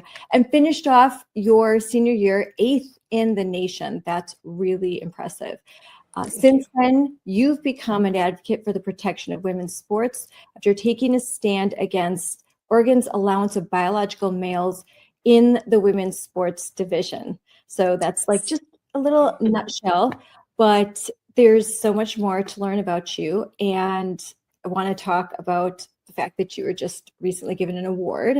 That is very prestigious. But let's start off with just to talk about yourself, like when did you start playing sports and what has female sports meant to you? I have been an athlete from as long as I can remember. My parents put me into gymnastics when I was young. I was just that crazy, energetic kid that needs somewhere to go. So I was a gymnast for about 9 years until my freshman year of high school. And then from there, I moved on to play volleyball and track and field for my entire high school career. So in track and field, I do the events of pole vault and high jump mainly. And then I did volleyball my entire high school career. Now I do track and field in college. But women's sports has been so crucial to me growing into who I am. It's really been a safe space for me to not only grow as an athlete, but grow as a person and learn about my independence, motivation, time management, all these different skills that it has given me that have helped me get to where I am today to be a collegiate athlete. So now you talked that you were in gymnastics young, and I'm the mom of 4 girls, and they have all been in different athletic, things. My oldest daughter, she was a really good ballerina. She was very into ballet when she was little, since she was 2 years old, and all the way up until high school. I have another daughter that plays basketball. She's in high school, and she's been playing basketball since she was in kindergarten. I have daughters that have played, all sports. I have one she's really into cheer, track and field. My son, soccer, tennis. So it's a huge commitment, right? Since you're little, like when you were involved in gymnastics, what did that entail for you? When I was involved in gymnastics, I was a competitive gymnast, which means I was part of a competitive team that would travel and stuff. So from the age of about 7 years old, I believe I was practicing 25 to 30 hours a week. We'd have practice 5 days a week, about 4.5, 5 hours a day from the age of 6 all the way up until about, I think I was 14 or 15 when I quit that sport. Yeah, and you didn't take time off in the summers, right? You were competing, then driving, going to events, driving probably around your community, then your state, and then probably the whole country, because that's how it is now. With even by the time kids are in middle school, they are in clubs, they are competing, they have to have lots of practices, lots of personal training, all of that, right? Yes, ma'am. It's a huge commitment, not only for me, but for my family and everything as well, to be involved in so many sports that are so high intensity from such a young age. What made you stop doing gymnastics and to start to do sports in high school?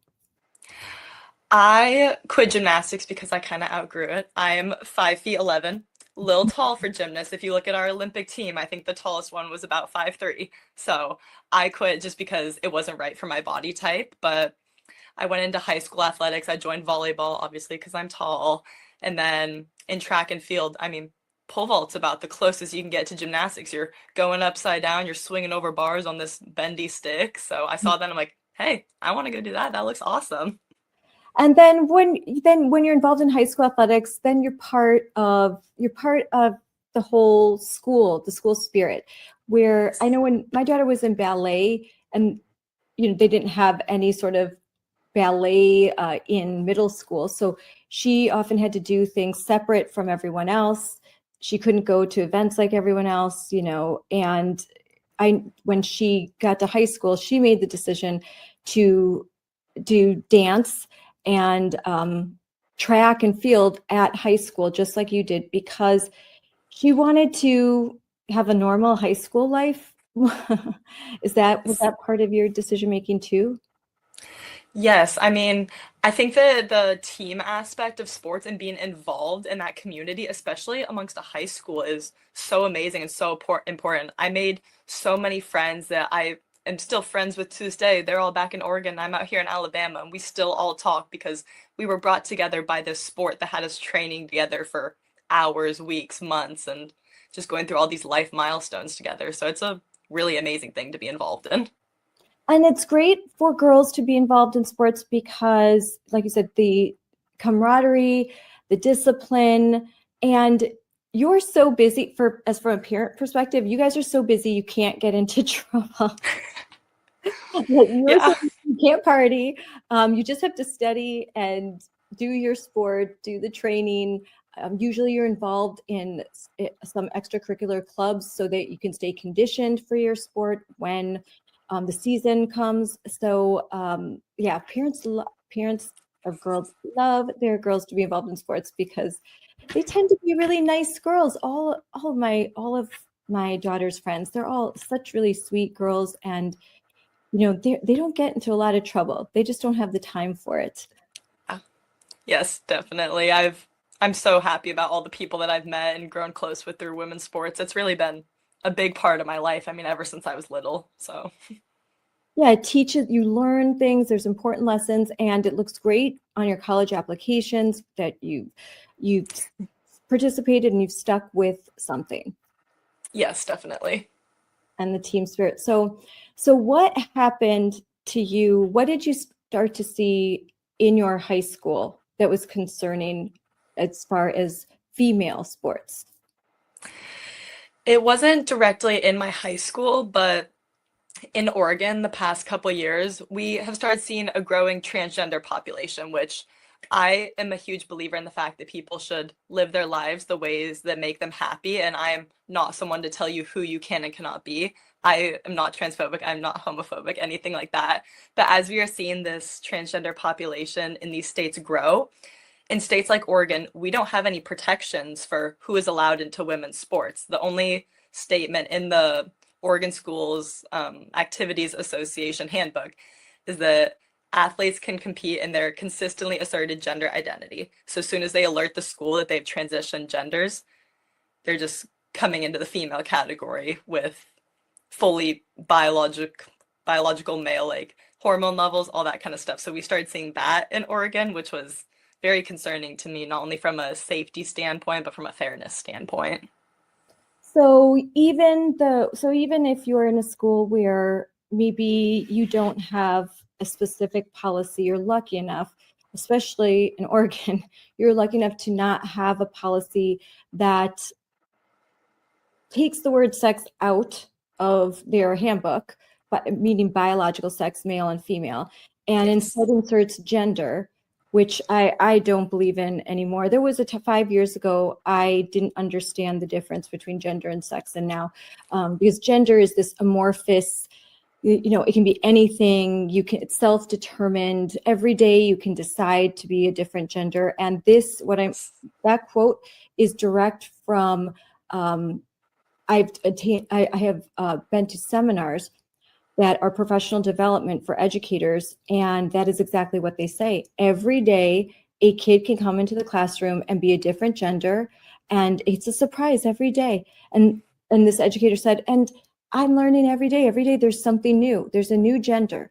So when they try to tell you that they don't believe that they just believe in gender doesn't mean that you can't identify as a rock, they're actually not being truthful, because there are even guides to using rock pronouns and a lot of nonsense. It's a lot of nonsense. But that policy means that anyone can just any day walk in and say, I identify as a female, even though they are a male, they presented as a male for all of their, all of the time that they've been in the school. Say, I'm a male, I'm a female now, and I want to try out for the female team. I want to use female bathrooms, female locker rooms, and schools can shrug their shoulders and say, well, what can we do? That's what they identify as. So we just have to go along with it.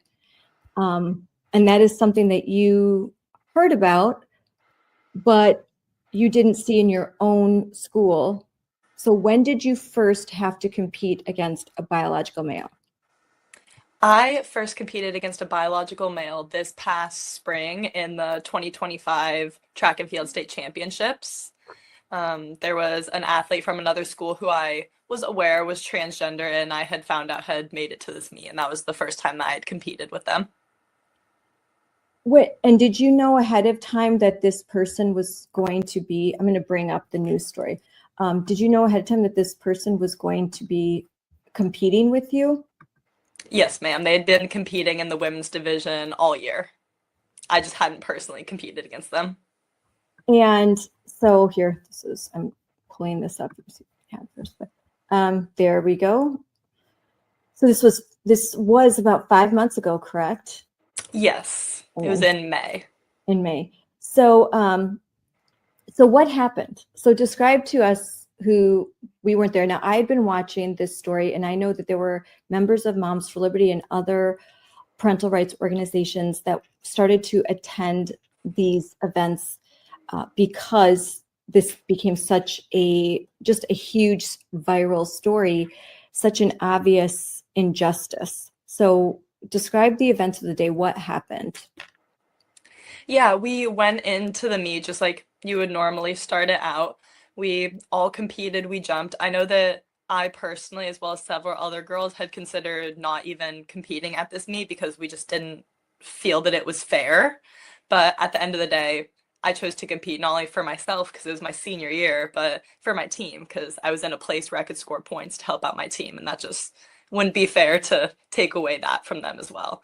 So we decided to compete. I took third. Reese Eckerd, the other girl who stepped off the podium, she took fourth. And the transgender athlete tied for fifth. Me, Reese, and several of the other girls were kind of talking. We were very upset by the lack of protections that the people in Oregon haven't given us girls in our sports. And we all kind of talked about, what should we do? So Reese and I decided we're going to step off the podium. Like, we're going to send a message that this isn't a fair competition. This isn't fair protections for all of us girls. And there are so many girls who are going to be losing opportunities, losing titles, that kind of stuff to biological men. So many other girls had said they were going to step off the podium with us, but in front of all those eyes, it was really scary. So Reese and I ended up stepping off together, and I'm very grateful that she was by my side for all of this. No, at least you had some. And now I'm going to play right here. I'm going to play a little clip that's on, and I don't know if everyone will get here. Let's try and get this. It's our top finalist, Sydney 6'8" girls high jump. In 8th place from Lincoln, Lily Mather. In 7th place from Grants Pass, Callie Brandis. A tie for 5th place, Grants Carly Gendritza. Also in 5th place from Miami Wells, Leah Rose. 4th place honors to Sherwood Reese Eckerd. In 3rd place from Tiger, Alexa Anderson. Your runner-up from South Bedford, Paige Shepard. And your 2025 16 Girls High Jump State Champion, she jumped 5 1/4 for Mountainside, Catherine Phillips.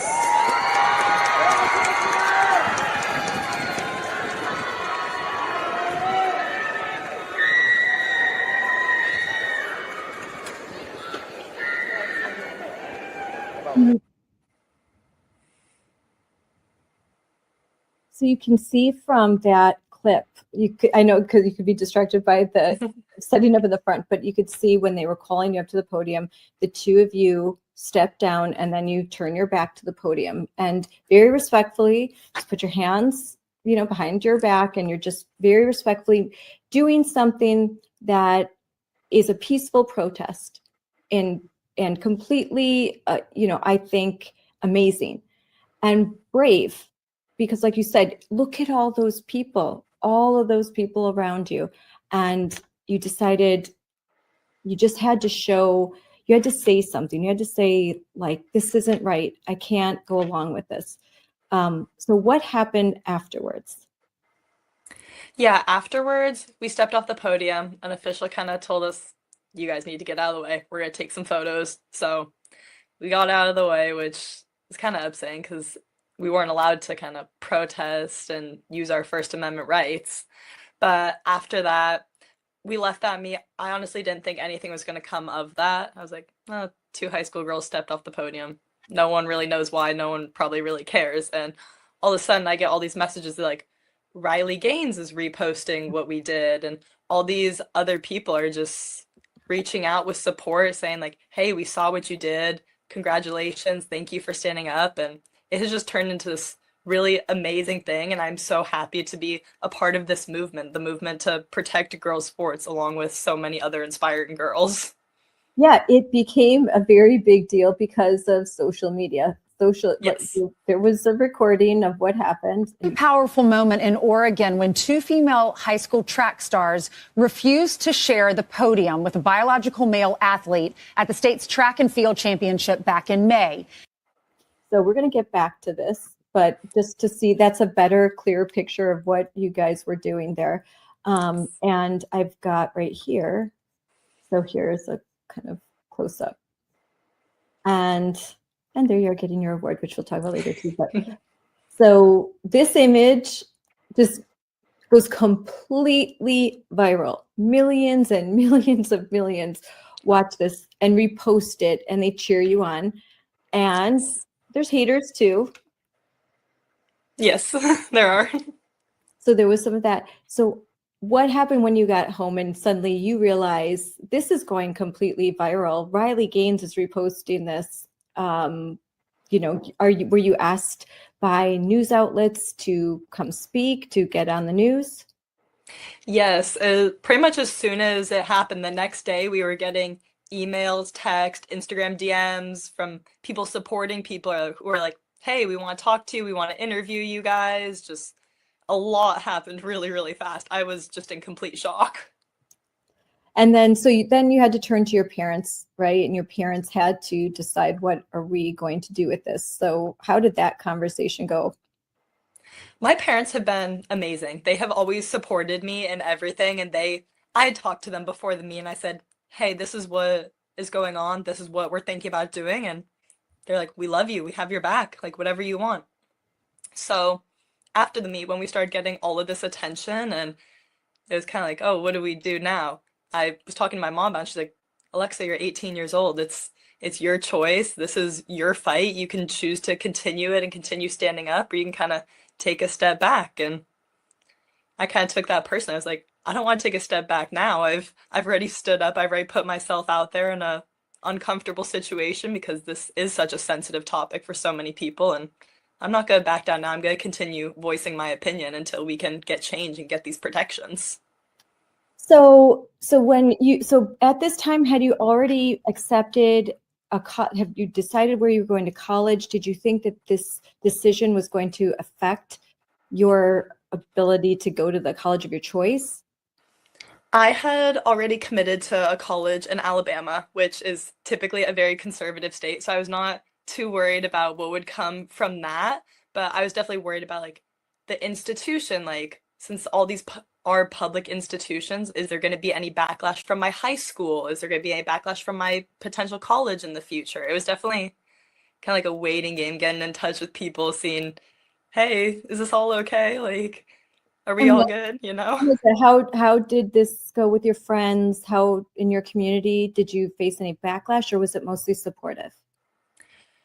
It was about 50-50. I mean, I had a lot of people who were super, super kind, who were reaching out to me, coming up to me in person, but I also had a lot of friends at school who were just not being super nice, and people who were calling my high school and like threatening them and saying, expel this girl, like all this kind of crazy stuff, and making threats about like me walking at graduation, potential stuff like that. And it was just crazy to see so much hate come from such a peaceful kind of movement that we were trying to create. So it was very mixed.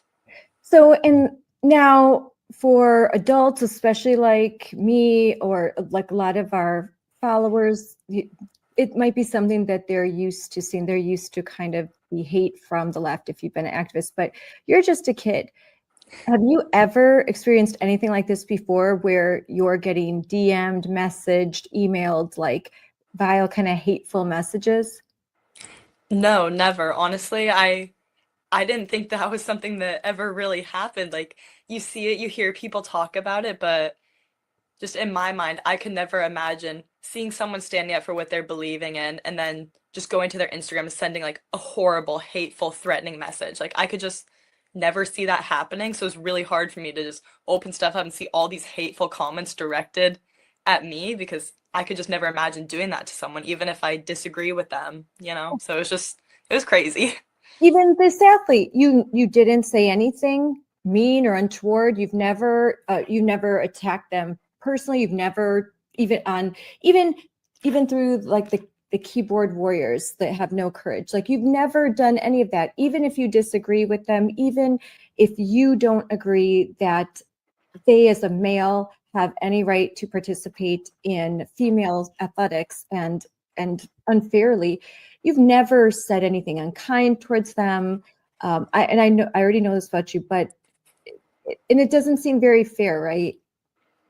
Yeah, because so much of this, it's not about the individual athletes. It's not about the transgender people in the world. It's about the adults in charge who have failed to protect us girls in our sports. That is who we are trying to get the attention of and who we are trying to say we are not okay with what they're doing. At the end of the day, all of us up on that podium were just kids. We're all just learning who we are, trying to go through life, and we were failed by the adults in charge who didn't protect us. So that's who I have a problem with.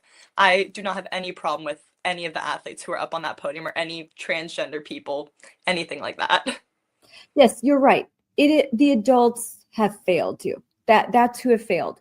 That there is a child that is allowed to that is actually encouraged or affirmed as they suffer from a mental illness, a discomfort with their body, that adults are affirming and allowing that child to live this lie, but also to compete and to with biological females.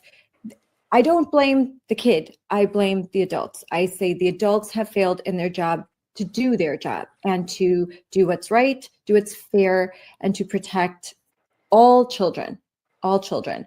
And I think, have you ever had an experience like with Paula Scanlon, like with Riley Gaines, where you've had to change in a locker room with a biological male? No, I thankfully have not. Because that's even more terrifying, in my opinion. That's scary. You feel a sense of injustice when you have to compete in a track event with a biological male. But I think you feel a sense of terror, and that you when you have to change, or they're in your shower room in your private area.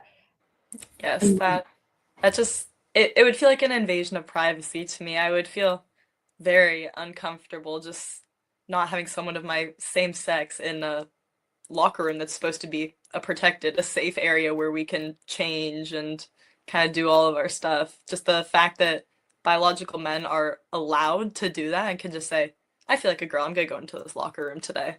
Like, it's just a very uncomfortable situation. Especially now you're grown up. Imagine 10-year-old little girls. What about Yeah. middle school girls who are already, I mean, when we're 13, how shy, uncomfortable we are. We don't even want to change in front of other girls. More or Yeah. less, biological boys or men that are allowed to use these spaces, it's just uncomfortable. It doesn't feel right. Yes, definitely. And it can be unsafe, especially if it's someone who's coming in there with ill intentions, who just sees this as an opportunity to get into women's spaces. That's really what I think a huge problem is these people who aren't even transgender, who just see these as opportunities to come into women's spaces and do stuff like that. I think that's really a big problem because that's a safety issue for everybody. And now do you play volleyball in college in Alabama? No, I do not. I just do track. You do track, but you played volleyball when you were in high school. And Yes. that's more of contact sport in the sense that, my daughter played volleyball for a little while and we go to the volleyball games.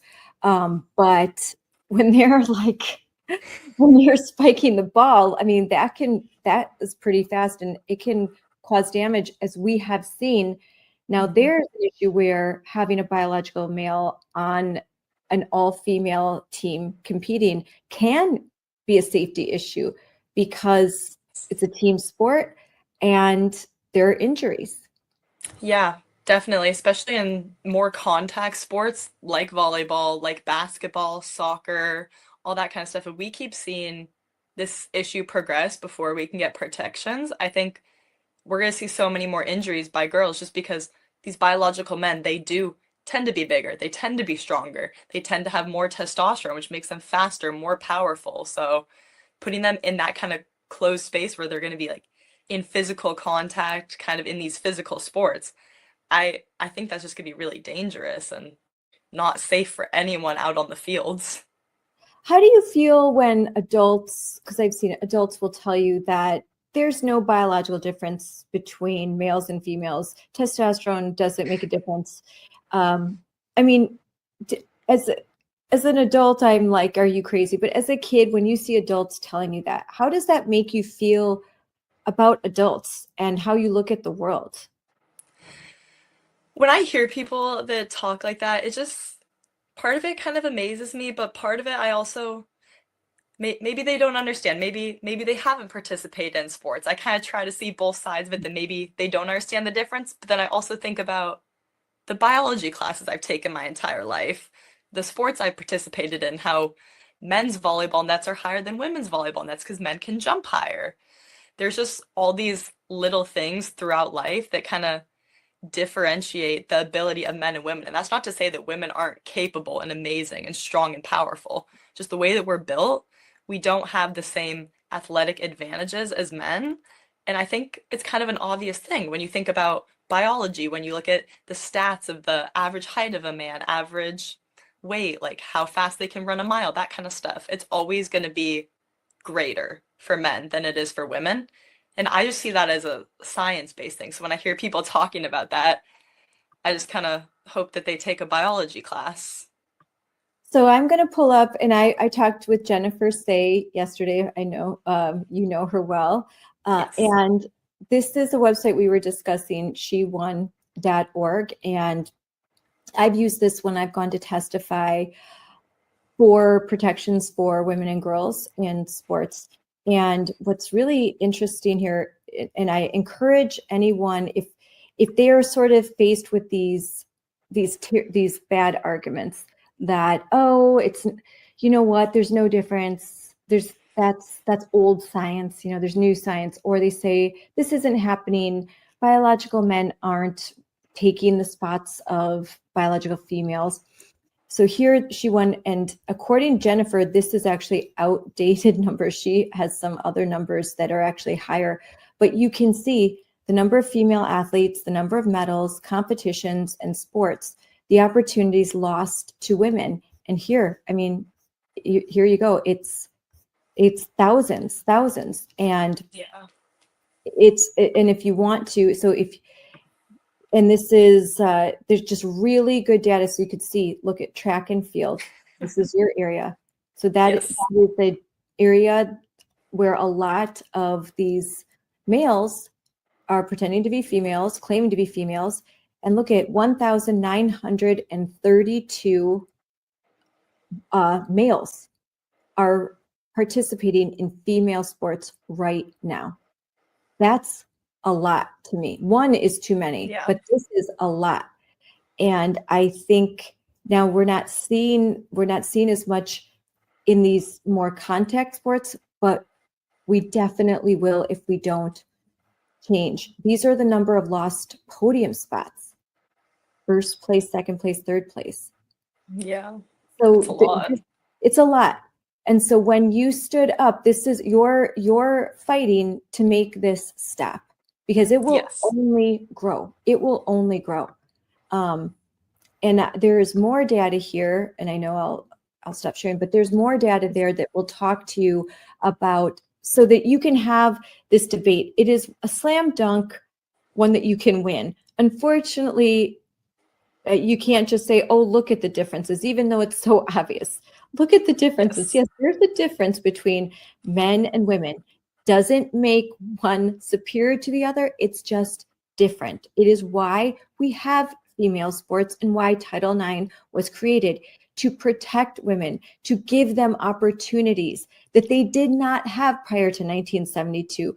Title IX gave women opportunities to actually play sports, to play them in high school, to have those sports funded equally.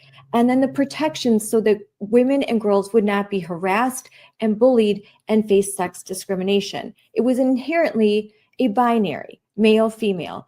And when you change the definition of women to include anybody who can claim they're a woman, then Title IX is eviscerated, because the whole point of it is to protect women and to give females opportunities in athletics and in academics. These are opportunities that were not afforded to women. These are new. These are relatively new. And it's just shocking to me. I'm sorry, I'm going on my rant right now.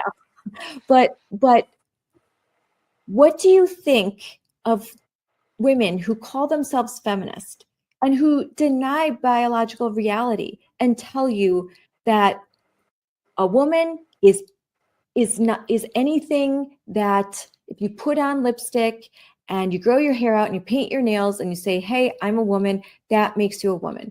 What do you think of the so-called feminists who espouse that view? I think it's a very complicated topic because in the world of sports, like we are separated for a reason because we have different abilities. In the walks of life, I don't care how people choose to live their life because it's none of my business. If they choose that they want to be they were born a male, they want to be a female, they want to dress up like a woman, all that kind of stuff. I don't think that's my business or my place to tell them. It is my business when it starts to affect me and other girls and our opportunities that we should be having but are taken away by biological males, like the girls who didn't even get to go to state because they were beat by a biological man at districts, or the girls who didn't get to even be on that podium or were bumped down a place and scored less points for their team. When it starts to affect others, I think that's when it becomes an issue.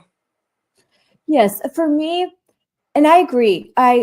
When it comes to how an individual chooses to live their life, that's up to them. It's about when there's the demand that I affirm it or that I deny biological reality and truth and tell them what they want to hear instead.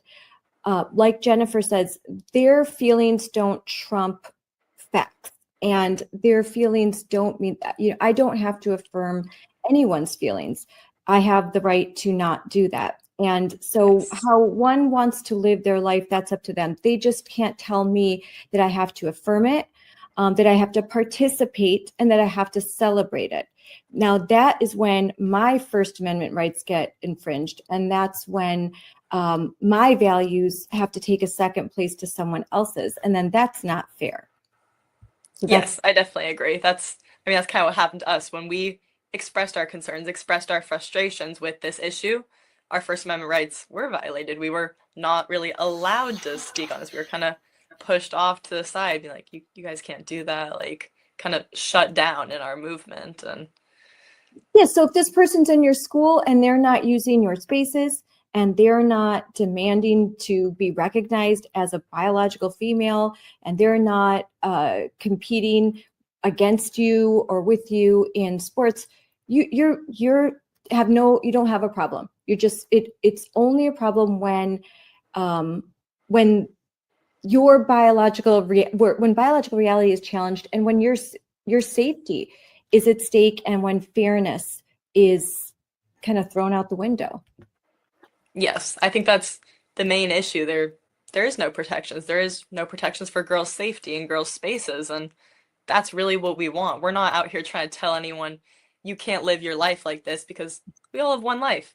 Live it the way that you feel happiest, but don't let it affect other people in a negative way. We need these kind of protections so that people can't see this as an opportunity to be like, oh, hey, I can go compete in girls' sports if I want to. I can go into the girls' locker rooms if I want to. We need to take it away as an opportunity for people to be able to do that, because that's not okay. It's not safe. It's not fair. Yeah. And honestly, it compromises the integrity of women's sports to be allowing biological men in, because what happens when they start setting national records? Are those ratified? Are they kind of like taken a secondary to the actual record? Like we don't know. And now there's a recent, I don't know if you've heard about Tish, so I'm going to pull this up because it's something that Tish Hyman, and she is a Black lesbian. She's an artist, and she has gone viral because she was in her gym working out, and there was an obvious male that walked into the women's changing space. And this is a guy that looks, has like a little bit of lipstick on an eyeliner, but and looks like a male. And that wasn't the first instance. There were many others. And so this is her first time, kind of like with you, her first time speaking out, where she went viral because she's like, hey, get out. You can't be in there. You can't be in there.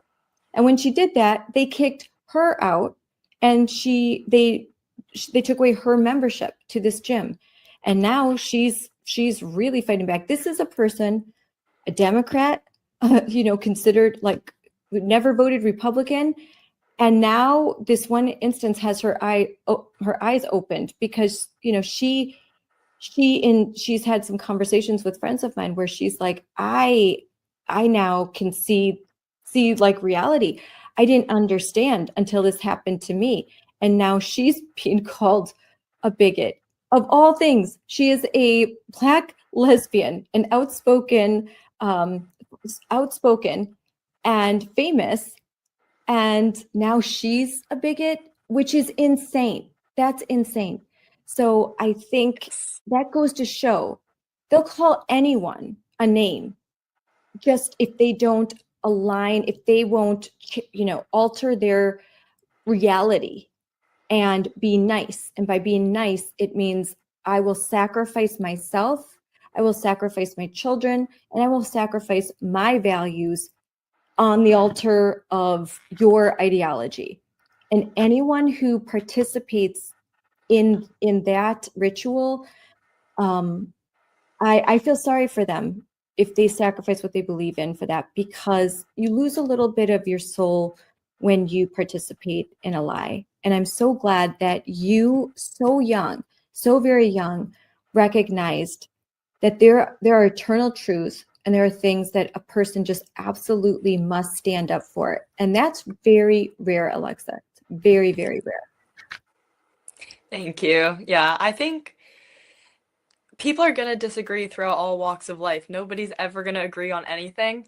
And a huge problem that we see here is people aren't willing to hear out the other side. They jump to name calling. They jump to hateful things.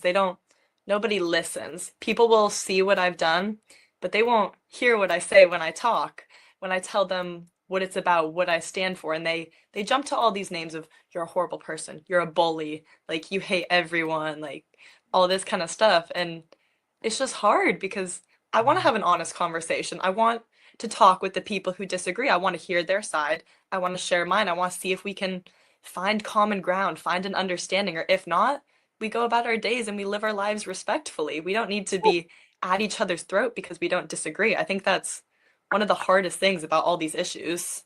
Yeah, we don't. And that's what we are a better country when we don't all agree on everything.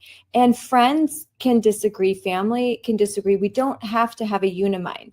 We don't have to all think alike. And believe me, I have been involved in conservative politics for a long time. And no one, I'm telling you, especially because conservatives are very much individuals and their nature is to not agree. So it's okay. It's okay to not agree on everything. It's okay to have your different religions, different values, just you have everyone's living a different life. It's when you try to impose your values on somebody else. And when you are in denial of reality too, that is important. We have to say, if a kid if a parent has a child that is struggling through this identity issue, the best thing to say is, no, you are a boy, and I love you so much, and I am here for you, and I'm going to do everything I can to get you through this. But what I won't do is I won't let you live a lie. And through love, we are going to get through this. I'm going to fight for you. And I think that's the healthy thing to do, and that's the right thing to do. But again, that's my opinion, and you can take it or leave it, but I'm allowed to have it. And yes, everyone else is allowed to have their opinion as well. And I mean, that's who we are. I mean, when people really talk to us, they realize like, oh wait, you're not a monster who hates everybody. That's oh, okay, you're a decent person who's actually more tolerant and open-minded than those on the left. That's what I find every day of the week and twice on Sunday. More tolerant, more open-minded, demonstrably more kind, and you exemplify that. Now, I want to play some really good news that you were the recipient of a really prestigious award. And I'm going to bring this up, and we're going to.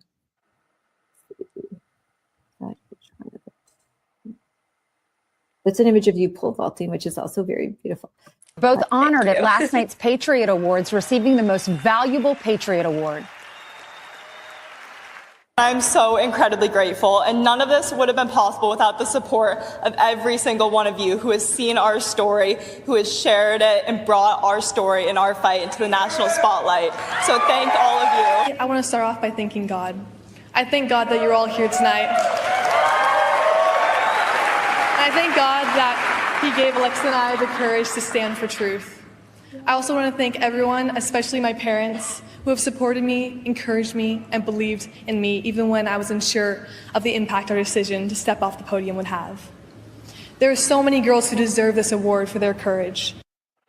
And joining us now are those Patriot Award winners. We have Alexa Anderson and Reese Eckerd. So nice to see both of you. Congratulations on receiving this award.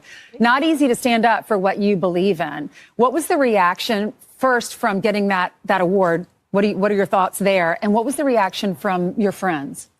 Oh my gosh, to get that award was honestly just such an honor. It was never something that I thought would happen when we stepped off that podium. So I was so incredibly honored and so grateful and so happy to be here with you today. And then friends and family have been very, very supportive. I'm so grateful for everyone. My mom who's here with me today. I love you guys. So that's amazing. You need those people to surround you because people will write the nastiest things online.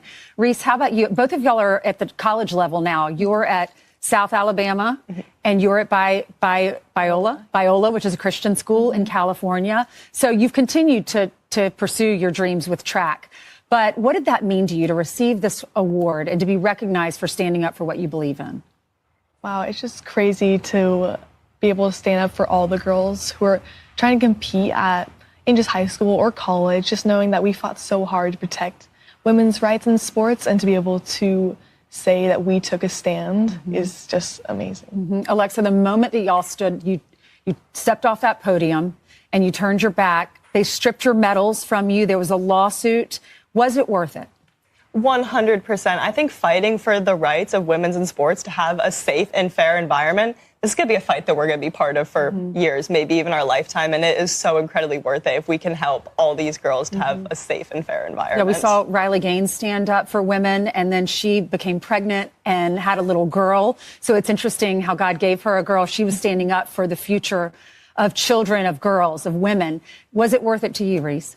100%. Yeah, I have two younger sisters who I think will compete at least in high school and maybe in college, but I was always just reminded that I wanted to stand up for them and for all the future girls. Yeah. Elizabeth Eddy, I'm sure you're familiar with her story. She wrote an op-ed about this. She is a National Women's Soccer League player, a very good player. And she wrote this op-ed just saying that the Women's Soccer League needs to come up with some guidelines. And she got a lot of pushback, a lot of heat for it. Brian Kilmeade interviewed her the other day. Here's a little bit of her speaking on Fox and Friends. I would say in the professional sports world, it's really tricky because speaking out is a really difficult thing to do, because think about it. Your mindset as a pro athlete is, I work my entire life for this. I'll do anything it takes, whatever the cost. And then the flip side of that is, even if I stay silent, even if I go along to get along, I'm willing to do that to play. So I think at the end of the day, a lot of my teammates, a lot of my peers do agree with what I'm trying to share, but they want to play back more than they want to speak up. And I understand that. And so there's a lot of fear involved because there's a high cost for it. So Alexa, she handled that with grace. She said, I'm getting a lot of name calling, even from some of her teammates. And she said, I'm getting married. I still want them all to come to my wedding. What's your reaction? I think that is so amazing of her to be such a big person that way, especially towards people who are being hateful towards her, because this message isn't about hate. Anything that she's saying, we're saying, none of this is about hate. None of this is about transphobia. It's just about protecting women and women's rights. So I applaud her for standing up and being so kind and gracious while doing it. Reese, it's not for you. People can live their lives however they want, but this is about fairness and standing up for women so that we're not injured when we're playing sports against someone who's stronger. Yeah. What's your reaction to Elizabeth Eddy?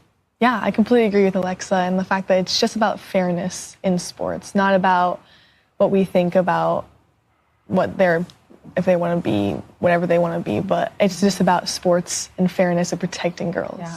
Well, I'm very proud of y'all. It's not easy to do what you're doing at the college level, so congratulations. That was a great interview. That's a great interview. So talking about Elizabeth Eddy and what she's done, what do you think of what she's done? That took a lot of courage as well. And what effect do you think that's going to have on professional sports for women? Yeah, I mean, seeing a professional athlete stand up for this issue was honestly really amazing. I was really inspired by that, and that she's so, like, she wants to fight this issue as much as we do. I think that's amazing, and the way that she's doing it is just so beautiful. She's been very kind. She's been very gracious with everything she says. She's spreading the same message we are, that we want protections. We want fairness. We don't want anything else. We're not out here trying to say anything else. We're not out here trying to spread hate. And I think that is so inspiring to have an elite level, a professional level athlete that has that kind of platform to be able to spread this message. And I think it's going to have a huge impact coming from her, someone with her kind of influence. I think that's amazing. Yes, and this isn't political for you. This isn't you didn't ask to be in the headlines. It's not something you wanted. You just wanted to stand up and do something right, and you just felt that in your heart. And that's really important, because they'll try and say, oh, this is political, or this isn't political for you guys. You're young. You've never been involved in anything like this before. Elizabeth Eddy, this isn't political for her. This is just about sincerely trying to do the right thing in the face of a whole lot of evil. It's really hard. It's the easiest thing in the world to just go along. It's the easiest thing for you to just go along. For Elizabeth to never say anything, for Riley to never say anything, it would be so easy. No one would say a word, but to do the right thing and to plant your feet and say to the world, no, you move, that's really brave. So when you were at this event, who did you get to meet? Oh my goodness, there were so many amazing people there that we got to see, that we got to meet. Erica Kirk was there. She accepted an award. Melania Trump was there. She accepted an award. Did you get to meet them? I didn't get to meet them. I saw them on stage. I was kind of off in the corner. But good enough yeah, for me. there were so many other amazing Patriot Award winners. There was a young man who risked his life to save people who were in a car accident with like electrical fire. We got to meet him, hear his story. That was beautiful. There were so many amazing people there. And then, of course, we got to do an interview with Ainsley, which she is just so lovely. She was so incredibly kind. And she took a picture with us afterwards, which, of course, I'm going to cherish for the rest of my lifetime. So it was an amazing experience. Now, that's the kind of award ceremony that I love to watch, and I loved watching it. Not the Academy Awards with all this strange, like Hunger Games, like costumes and weird people. This was this was an award ceremony for heroes, for everyday heroes, for Americans doing the right thing, people who love their country. I love that Fox Nation is putting this on every year. As a matter of fact, Moms for Liberty was given during their very first award ceremony. Moms for Liberty was given an award. So, and they cherish that, the founders. So, I think that's amazing. And your dress was really pretty. Thank you. I appreciate it. Now, you mentioned, just briefly, so there was a lawsuit, right? And you prevailed. Yes. Talk a little bit about that. Yeah, so there are actually 2 active lawsuits in Oregon right now. There is a Title IX lawsuit against the OSA, the Oregon Schools Activities Association, about their Title IX violations, infringing upon girls' rights and violating Title IX. So that is one lawsuit. And then there is another lawsuit that is specifically centered around Reese and I, and our our First Amendment rights being violated when we were not allowed to peacefully protest, when we were not allowed to speak our truth. So those are the two active lawsuits that are going on right now. Neither have reached a conclusion, but I believe they're looking into settlements. I'm not exactly sure where that stands. I believe they're looking into settlements. They're gonna kind of go from there, see what happens. So right now, and I'll pull this up, I have that. And who is representing you? We are represented by a company called AFPI. They had first been in touch with Reese before the state meet where we took a step down, and then afterwards they kind of reached out to me and were like, hey, we would love to help you guys out. And they have been so amazing. They have been wonderful, amazing people. America First Policy Institute, their legal team is representing you. I met your lawyer behind the scenes. She's wonderful, and we are great friends with AFPI. They do great work, and I'm so glad that they are representing you, because we don't have these public interest law firms engaging in these types of lawsuits. They're very expensive. I mean, your parents could not afford to do this. I know when I was sued, I couldn't afford to defend myself, and you wouldn't be able to afford to pursue this kind of legal action because the expertise required and how expensive it is. So it's great that there are these public interest law firms that are engaging in these cultural issues, because I really do think that at the end of the day, we're going to win these in the courts. We're going to win our rights in the courts. Yes, definitely. I'm so grateful for them and everything they've done, how kind they've been and supportive. And they haven't just been like business lawyers. They've been calling us, being like, hey, are you guys okay? Like, how's everything going? Is there anything we can do to help? They've not only been professional, but they've been amazing, genuine people as well. Yes, that's great. They are amazing. And so as we close, what message do you hope that other young women take from your example? From first stepping down from the podium to make a statement, to continuing on with athletics in college, and now you just got this award, and you're sticking with your lawsuit because you're determined to protect women and girls. What message do you want to send to young women who are watching this right now and who are big fans? My message to all the girls out there who may be experiencing something similar or who are just watching is that you matter. Everybody matters, and they should have their spaces to be safe, to have fun, to learn, and to grow, and that your thoughts and your feelings are valid, and you need to express those. Nothing's going to happen. I'm going to quote Reese real quick because I love what she said. Nothing's going to happen if we do nothing. If you want change, you have to fight for it. So whatever you feel, whatever you value, go out there, make it heard, and fight for what you believe in. That's what I have to say to all of them.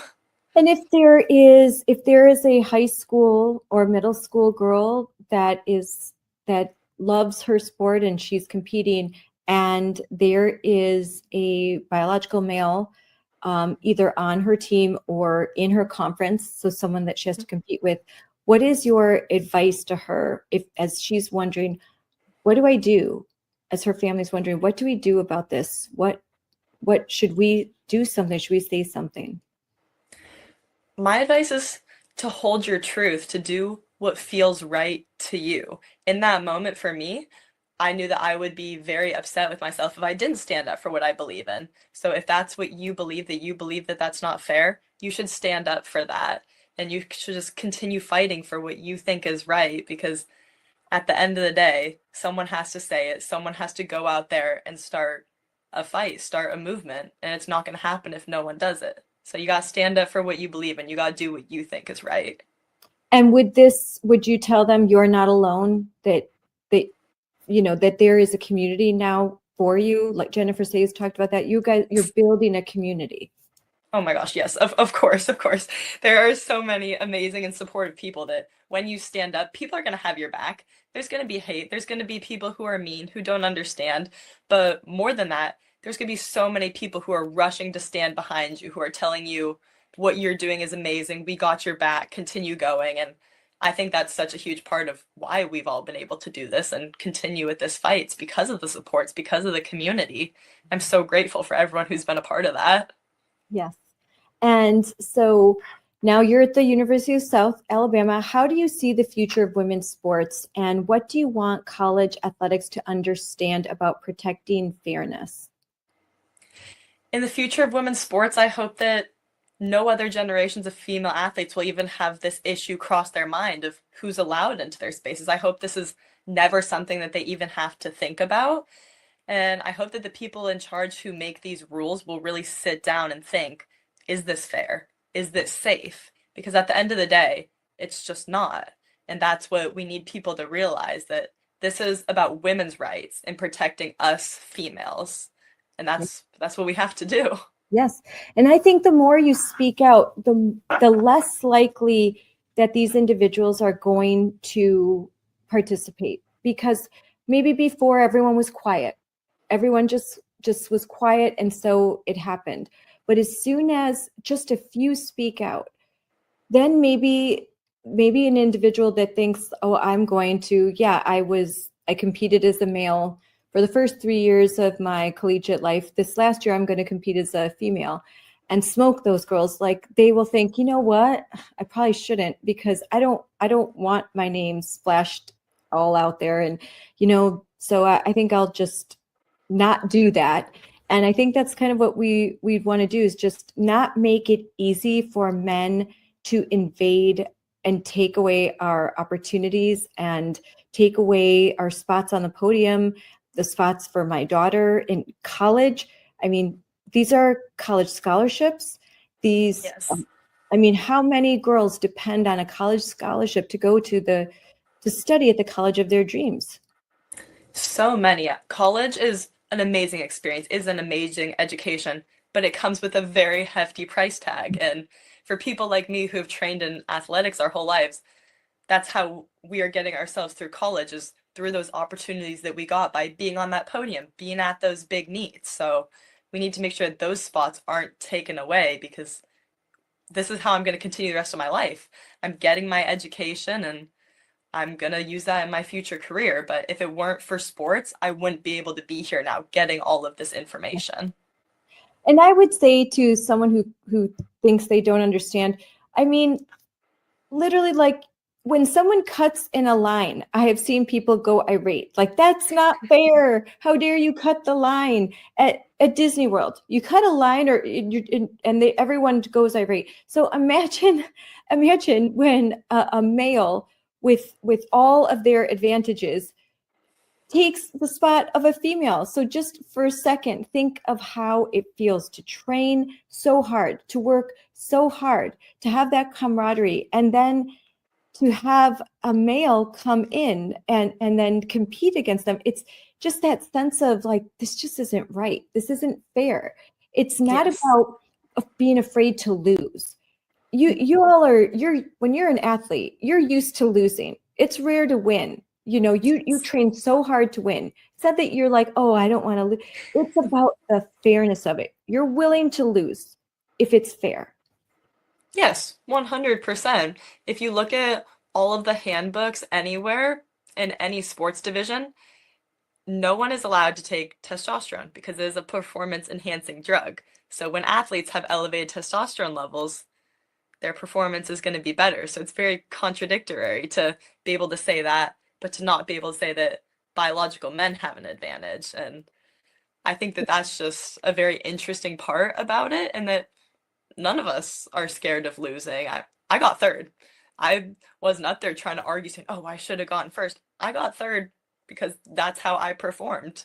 But the girl in ninth, she should have been an eighth on that podium. She should have scored a point.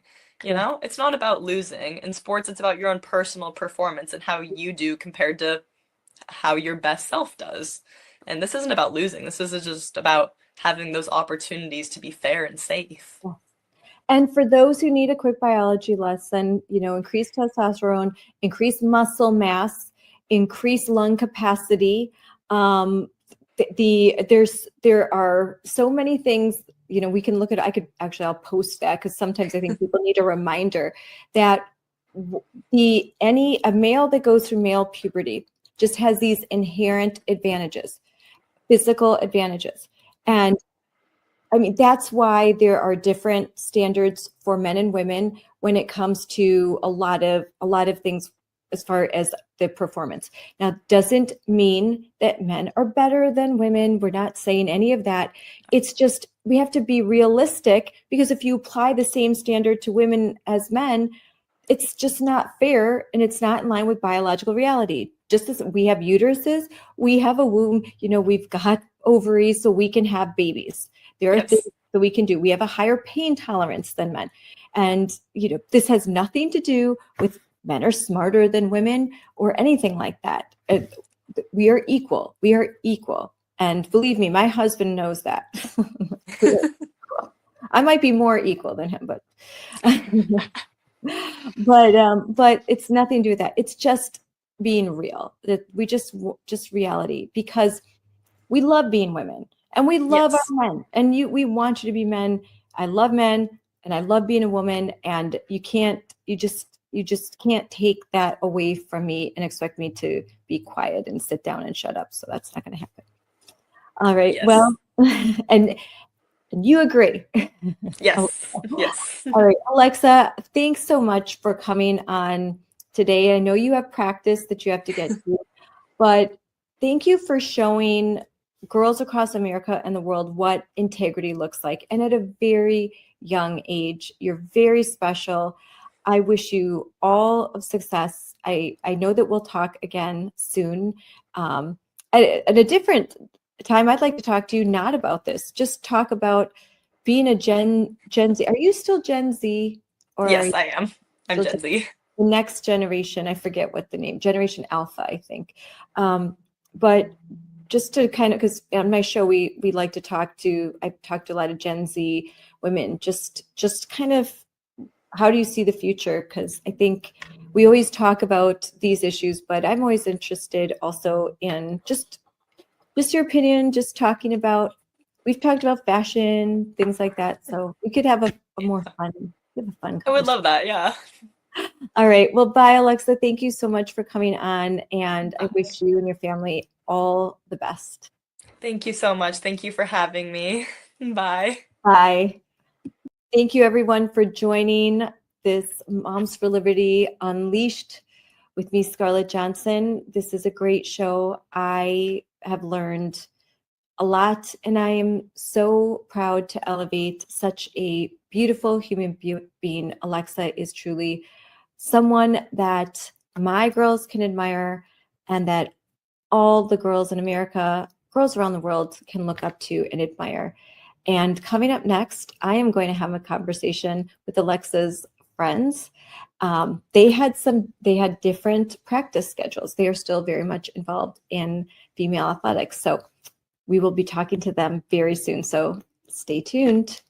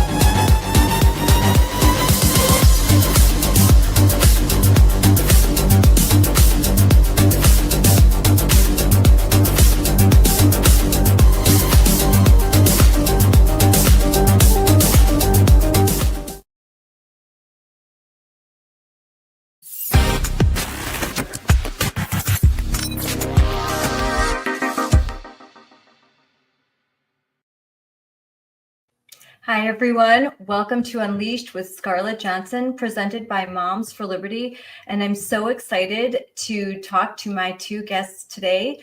I had already interviewed Alexa Anderson, your friends. You guys all joined us at the Moms for Liberty Joyful Warrior Summit in Orlando. And you were part of my favorite panel with Jennifer Say and talking about facing Goliath. These young girls have more courage than most adults that I come into contact with. And that's why I really wanted them on my show so that more people could learn their story. I think they're already pretty famous in our circles, but they inspire me, and I know that they're going to inspire you. So first, I'm going to introduce Maddie Wilkin and Sophia Carpenter. Hi, girls. Hi. Hi. I'm so glad you could be here. I know we had to arrange around your school schedules because you are all still in high school. Maddie, you said you're a junior, right? And then you're a senior, Sophia, right?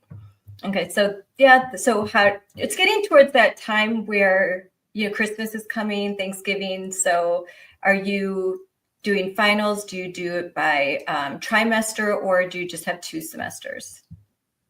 Yeah, I have finals next week, actually. Oh yeah, so you're stressing. Yeah, I feel pretty good right now. I just have to get through them, and then I have Thanksgiving. Yes, yeah, that's good. What about you, Maddie? Do you have, my daughter has been taking a lot of tests and she's got papers and presentations right now. Yeah, I actually have a test this Friday for trigonometry, but I think I have like 2 more weeks. I have at least 2 more weeks until I have my break, but then I'll have a week off. Yes. And then wrestling will start. So I'm really excited. Oh, wrestling starts. So wrestling season, it aligns with basketball season, because that's, for me, it's basketball season starting for my daughter. Yeah. All right. So, and are you starting practices already? Yeah, so I call it preseason because I'm one town, one team, but I practice with Thompson Valley, my home school, and then preseason just started up last week. So I call when I practice at Thompson Valley preseason, and now preseason, and then next week will actually be season. So. Oh, it's cool that you're excited for practice to start and for your wrestling meets and all of that. So you're passionate about what you're doing. My daughter just put on her social media because I mean she does AAU all during the year because you have to be doing something. But for her high school, it's starting up. They've just had the tryouts and all that, and so she put on her Instagram, going to my first practice. See you in 4 months. It's a busy season. And when you're in high school, when you are in sports, it takes up a lot of your time, right? Yeah. Yeah, it does. And then Sophia, what's your sport? My main sport, I do track and field. So I have the club season, which is indoor track. I have that coming up for the winter. So I'm excited about that. It's fun. You get to run on a 200-meter track instead of a 400-meter track. Okay. And then everything will really be important in the springtime. That's when I gotta lock in. So what's your focus on in track and field? What are your events? Mm-hmm. My main event is high jump. And then I also run the 200 and the 400 and the relays. Okay. Yeah, my other daughter had done that. So it's a lot of fun. Do you do cross country at all? Yeah, I used to do cross country. It's super fun, but I'm working on getting recruited for college track, and cross country wasn't benefiting that. So I've spent my fall doing weight training instead of cross country. Yes, because you're a short distance runner, and you don't want to get an injury. Yeah, exactly.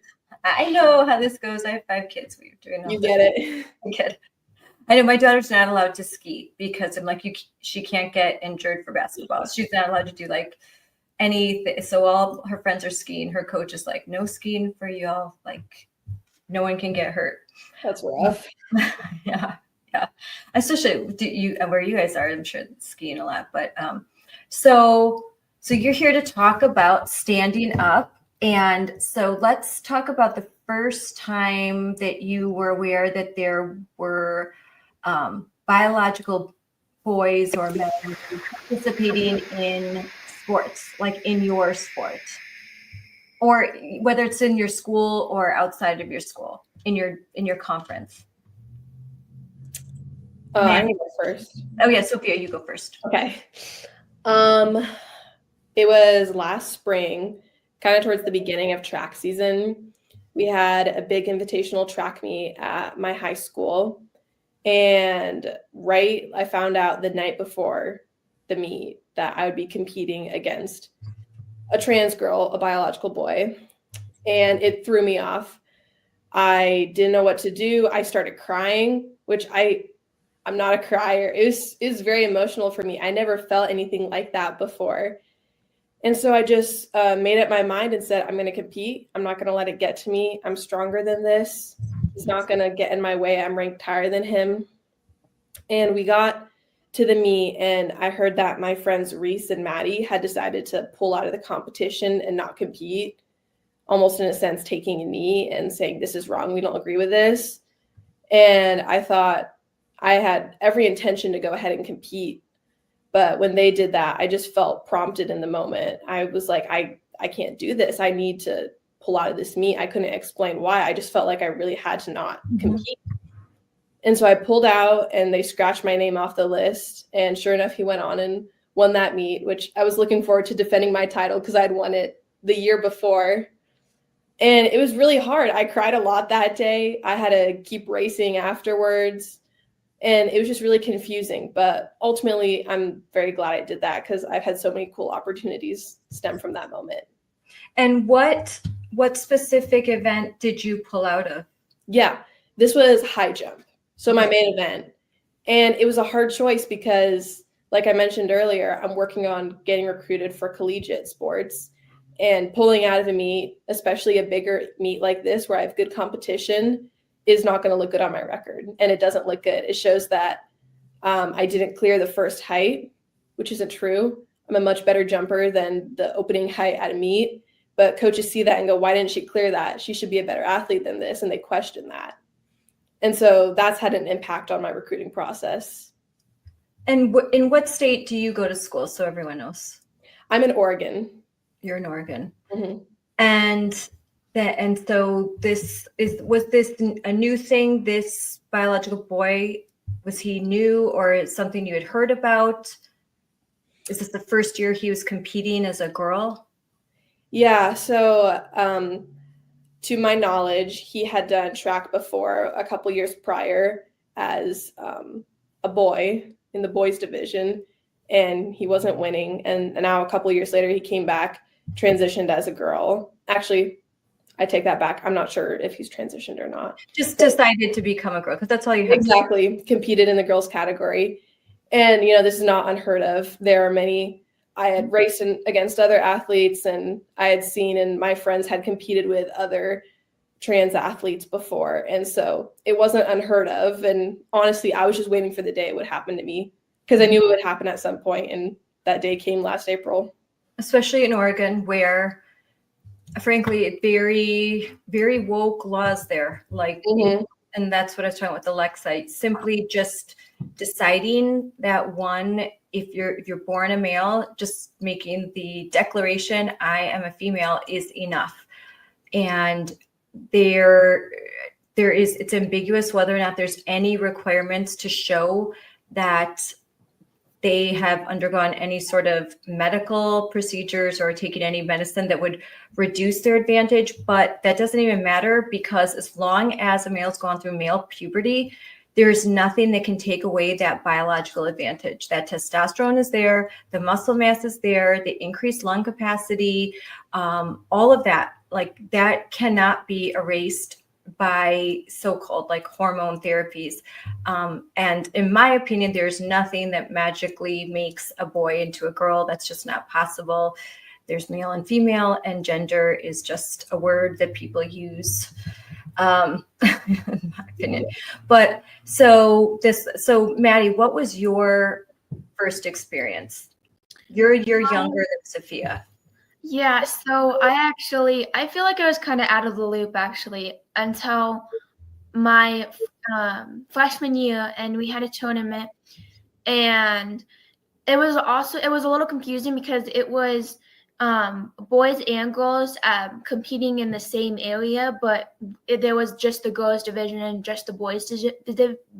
division. Yeah. And but when me and my whole team walked in, I kind of said this at the summit, but like our eyes kind of like went straight to this strong person, but we didn't really know what was happening, but we were like that person, it knows what they're doing, and like that sucks for whoever is gonna wrestle. And then we turned out it was me, and we didn't even know that was like the person was a girl, and I didn't find out till afterwards that it was a biological male. But while I was wrestling, I was like, oh my goodness, I was in disbelief. It was so fast. I can barely even remember it because I was in shock. Mm-hmm. And like this was kind of like the first thing like I haven't really like knew what was happening in the world. And so, but once I found out, it was just like, wow. So you didn't even think it was a possibility. You didn't. So this was a meet. You walk in and you see someone that's, boy, that person's really strong, and like, boy, it sucks whoever would have to wrestle them. That's going to be hard. Then it turns out to be you, and it turns out that that's not a girl. That's a male that you're going to wrestle. And it all happens so fast because no one tells your parents, no one tells you, because they're all pretending that this is a girl. Like, so they're not going to say anything. They're not going to warn you. And so you just kind of, okay, let's do it. And so how did it go? Were you off just the whole thing? Were you off just because you were? I was very off. I remember, I think I made it past the first period, but I think kind of like the beginning of the second period, I was pinned. No chance. It was over. And yeah, I mean, y'all haven't seen me wrestle, but it's not that likely that I get pinned in a wrestling match because I am very flexible and I can get out of the worst situations in a wrestling match. And so it was just like, bam. I tried so hard, but it was like, I couldn't do anything. I physically couldn't do anything. And then when it was over, I was like, what? No, so when this is over and this, you participate, how did your parents feel? Like, how did they know right away? Did you tell them? Were they there? They were there, and they were watching it, but we didn't find out till I think after the fact. And then they were like, oh my goodness. Mm-hmm. But I don't think they were really big on knowing too, like not a huge, I think they knew, but didn't really expect for it to happen, especially in wrestling, because it is such a physical sport. But I say, I was so out of the loop. But once that happened, and I actually wrestled the biological man twice. And was it a separate school? No, it was the same biological male that I wrestled twice because he was in the same weight class. Mm-hmm. And I think then I also wasn't still sure like what was happening because we were still kind of confused on if that was a girl or a boy. But once we knew like for sure, I made a decision that if I go against a biological male setup, I'm going to not compete. And I'm going to take a step down, even though it's really hard for me to do that because I just want to go. But I'm not going to put myself in that situation again. And I don't want any other girl to be in that situation. And you're wearing headgear. It would be difficult to tell. And you don't want to be the person that's like making an accusation and have that not be true. You don't want to say anything like that without proof. Because so you're just like, oh, what is that, a boy? Is that a girl? I'm not sure. And so you want to be polite. I understand that you're not sure. You've never seen the situation before. But once it's confirmed to you and it's apparent to you because of the strength that this is a boy that you're wrestling, not a girl, then you've made the decision that I don't want to do this. Were there any other teammates that felt the same as you? And I'm wondering, because wrestling, that's a physical sport. That's very physical. So that's really intimidating to have to wrestle a boy when you're not planning on it, when you're on a sex separated team, a female team? Yeah, actually, one of my friends, Alyssa, she's one of my wrestlers, teammates, and we kind of go, we kind of like switch a lot with our weights sometimes. And I was in a weight class lower, and she was in my like usual weight class, and she was actually paired up with the same boy. And she actually said, nope, I'm not doing this. I'm not wrestling. So she never even wrestled, because that was a little later when we knew that that was she said, nope, I'm not wrestling. And she took a forfeit, which was really hurting because she got out of the tournament. So, Wow. Yeah. Sophia, when you decided to not race, because you knew that the night before, you're crying already, you're wrestling with this decision. It's a big decision. You're applying for colleges. First of all, you love your sport, and you're also applying for colleges, and you know there's recruiters out there and they're watching. But you make this decision. Did your parents, were they aware of what you were doing? And you said there were some other friends, but was there anyone else that was considering not running as well, or not competing in that specific category? Yeah, my parents, they actually found out before I did that this trans athlete had entered the competition, because what ended up happening is there's like a certain period of time where you can sign up, and if you meet the qualification, you're admitted into the track meet. And this individual waited until the last 10 minutes before midnight, before it closed, to enter into the meet. So there would be no repercussions. And so it was very last minute. My parents knew before I did, and they didn't want to tell me until like the morning of the competition, because they didn't want me to be stressing out about it before. But I got online and I found out on my own. And they told me, we prayed about it, and they said, whatever you decide, we're going to back you. And I said, great, I'm going to compete. And they said, great, we back you, we stand with you. And then in the moment I said, I feel like I'm not supposed to compete. And they said, great, we support you, we stand with you. And so I've had so much support from my family there. And then in the moment, my friend Maddie and Reese, they also stepped out. And then another teammate, she also stepped out with me too. So there was 4 of us in total that withdrew from this competition. And also the 4 of us that did withdraw, we were seated in the top 5, top 8. Like, we were supposed to place high at the meet, and we all drew out. And this was when did this happen? This was last year? Yes, this happened in April. I think it was about mid-April. Okay, I'm gonna look for some images of that. And so then what happened when you decided not to participate in that event? How did this all get on social media? Yeah, so I think the first person that picked it up is Dave Brown. He lives here in Newburgh, and he has his own podcast, the Dave Brown Podcast, and he's great. He is in full support of protecting women's sports and other rights. And he was the one that reached out to me and said, hey, would you and your mom want to come over and do an interview? And it's just sitting in his living room on his podcast. And I was terrified. I said, Mom, I can't do this. And she said, no, Fia, you need to do it. This is an open door. You need to take this opportunity. Yeah, I did it. I was terrified. I stumbled through my words. And now here I am in another interview. And I've done other interviews too. And I'm so glad I took that first step. It was so hard to get going. But once I did, the story picked up momentum. America First Policy Institute, they approached me and the other girls, and they said, hey, we will sue.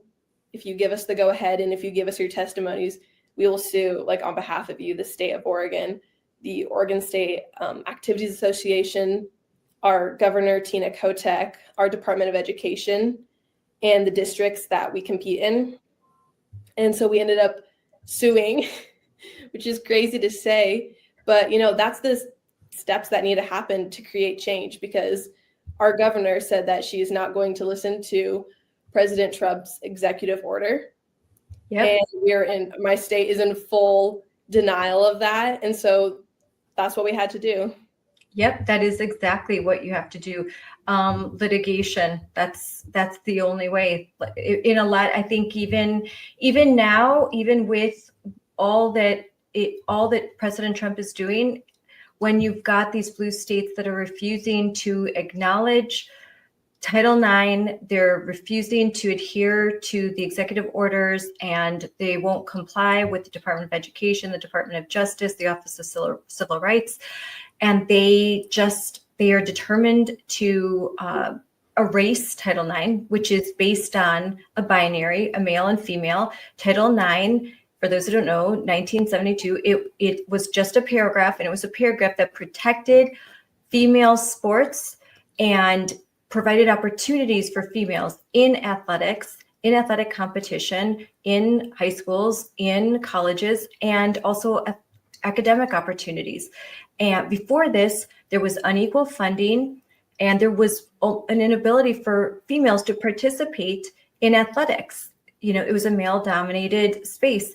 And so Title IX cleared the way so that women could, and women and girls like you, like my daughters, could participate in sports and achieve and participate in college sports.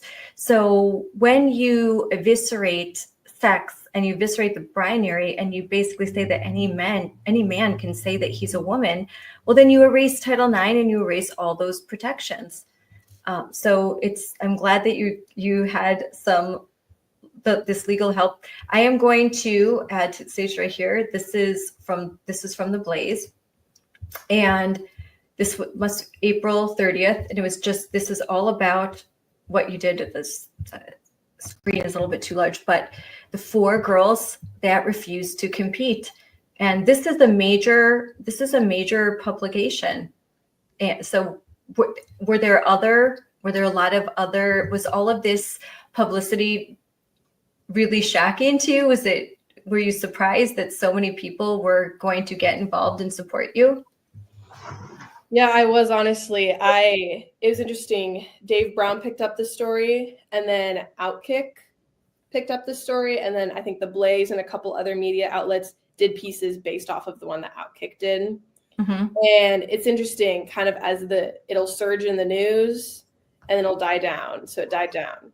And then state rolled around, and I had to compete with this athlete at the state meet. So that got back into the news cycle. And then Fox reached out and other news sources.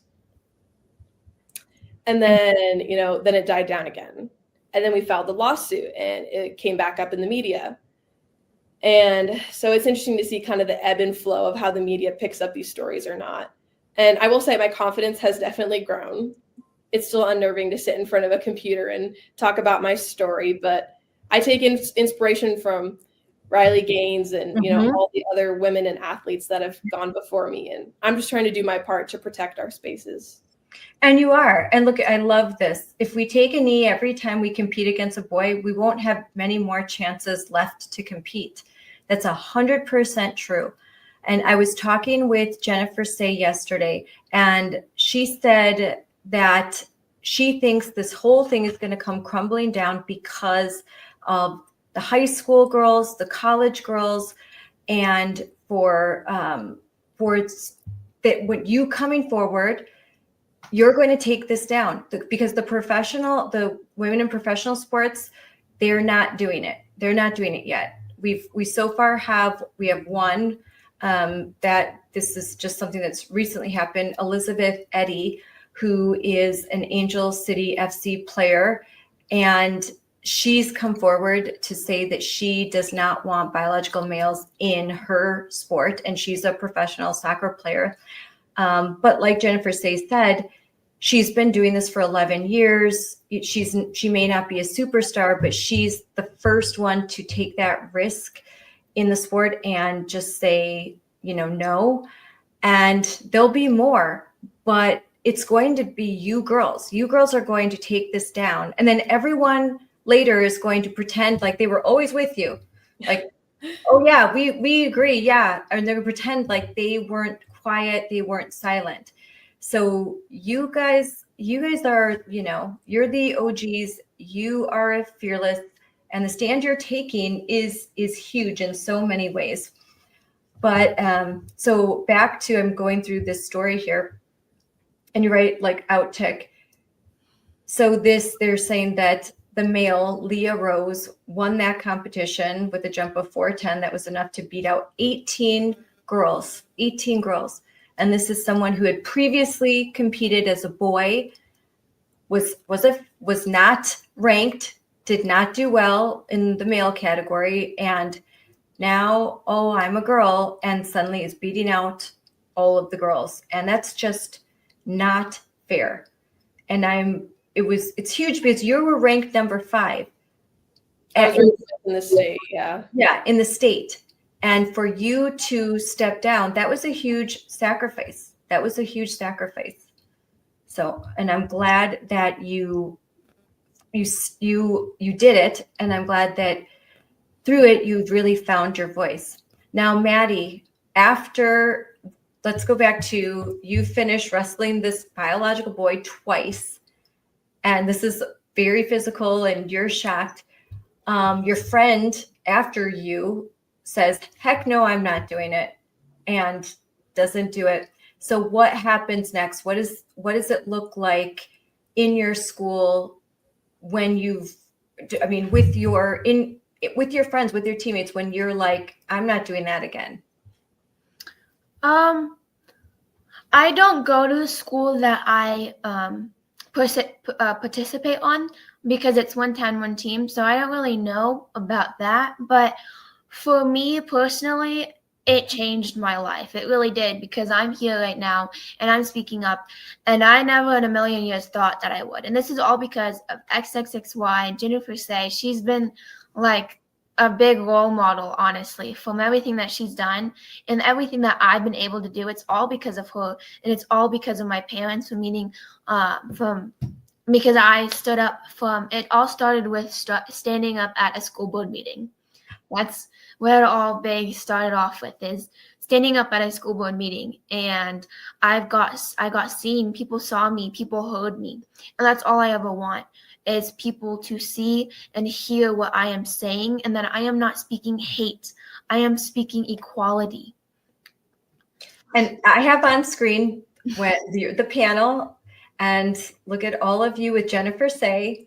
And this was Courageous Young Athletes Stand Up for Girls Sports. And this is where you're in front of almost 1,000 people attending, and cameras everywhere, because there were network news everywhere. It was streaming live, all of that. And you told your story. And so it's amazing. And it's an amazing story. But so you decided to speak at a school board meeting. What led to that? Because that's important. I spoke at many school board meetings, and it's important to do that. My mom and dad. I was so unbelievably nervous. I didn't know what I was going to say. I had just came from a tennis match, and I wasn't prepared. I didn't know what I was really going to say. I was just so like, okay, let's go. I'm ready. I'm gonna do it. And I was kind of hoping that, because we were my wrestling team, we were brought up for getting second place at overall state, and so 2 of my other teammates were there, and I was hoping they would kind of speak too, but they were a little too nervous, and I was like, okay, well, I'm still gonna do it. I'm still gonna speak. I'm gonna speak my mind, and I was really, really nervous. Which school district is that? I'm looking this up. Thompson Valley School. I'll send it to me. Thompson Valley. I was actually from that. I think I was in the newspaper for that. And there was protesters. There was lots of protesters. There was so many protesters. Oh my God. When I got there, I was in my tennis uniform, and I was on all white. I had my hair braided. I was a hot mess, and I came there, and the first time ever, there was a whole thing of protesters. Like, I was like, I whispered to my mom, like, what's happening? What's going on? Because I didn't understand. Like, how could anyone be against of what I'm saying when I'm not saying any hate at all? So here you are. I have the image right here. You did come from tennis, didn't you? Yeah. I won my tennis match though. So I was in the pumping mood. I was like, let's go. Yes, I love those. I actually wear those all around. I love when I'm not playing. I play pickleball with my friend, and then I like them so much. They're so comfortable that I'll wear them when I'm chasing kids around too. And they have all those pockets. But so here you are standing up, you are talking to the school board. There are protesters outside, and I'm guessing, because I've done this many times, that as you're speaking, there's booing, there's like some sounds in the background, there's the trans Tifa all around, kind of trying to intimidate, and you still went. And when girls your age go to speak to a school board, to their state legislators, to Congress, it makes such a big difference, because I'll go testify and I will talk about you and I will mention your name, and I will say that there are a bunch of girls and families that are anonymous that will send me messages that I'll meet, and they don't want to go public. They just don't have the courage that you have yet. And I think the more that they see girls like you, that they'll get stronger and they'll know that they're not alone. But when I could speak on their behalf, but inevitably those who are defending this lie will say, well, where are the victims? There's no victims. This is just a victimless thing. You're making this up. This never happens. My cat just... It's on my analyst. She loves to come up whenever I'm doing a podcast. So when you speak, it really adds that legitimacy that there are real victims. This is really happening, and these are the girls that are dealing with it. So I really appreciate it when you guys stand up and at the meets, but when you come to the school board meetings and you testify to legislators, boy, it's, you could hear a pin drop. It's very, very effective. So what happened after you spoke to the school board? There was a separate room that I came in, and people that I didn't even know came up to me and said, "Hey, good job." And then over like the couple next weeks, some of my students, like my friends, some of them, they said, "Hey, I saw you speak. Good job." And so there are supporters out there. And honestly, I tune out everyone else. I go with my own beliefs, my own ways. And if you don't agree with me, that's okay. But I'm not going to put anything against you, and I'm not going to show or be mean or angry against you. Yes. I'm just going to live my life, and I'm going to speak because I have the freedom to. Yes, you're going to speak free. You're going to speak truth, but you're not going to match hate with hate. You're not going to match unkindness with unkindness. And that is the best thing that you can possibly do. Don't give them 1 ounce of ammunition. You just continue to speak truth. You stay strong, but you don't engage in the tactics that they do, because the world is watching, and that's why we're winning, because they see girls like you, and then they see these crazy people that are screaming obscenities, that they look unhinged. And as long as we stay true to ourselves and we're respectful, then that message really gets across. I'm reading in this article that someone who claims to be transgender in the Thompson School District said about the XXXY shirt, "I feel it is disrespectful to wear a t-shirt that advocates for my oppression. That is not in service of the dream. We may not agree with each other, but we need to respect each other." So basically, your free speech, wearing a simple logo, XXXY, that confirms biological reality, that's oppression to this person, and that speech should not be allowed. Now, everyone who's watching this should understand that when they are not for free speech. If the wearing of Jennifer Say's XXXY gear is considered oppression, and it shouldn't be allowed on school premises or at a meet, that's tyranny. That is the silencing of voices. And that's a very shocking thing, I think, to say. have you girls experienced this, that even wearing gear that says XXXY can agitate some people?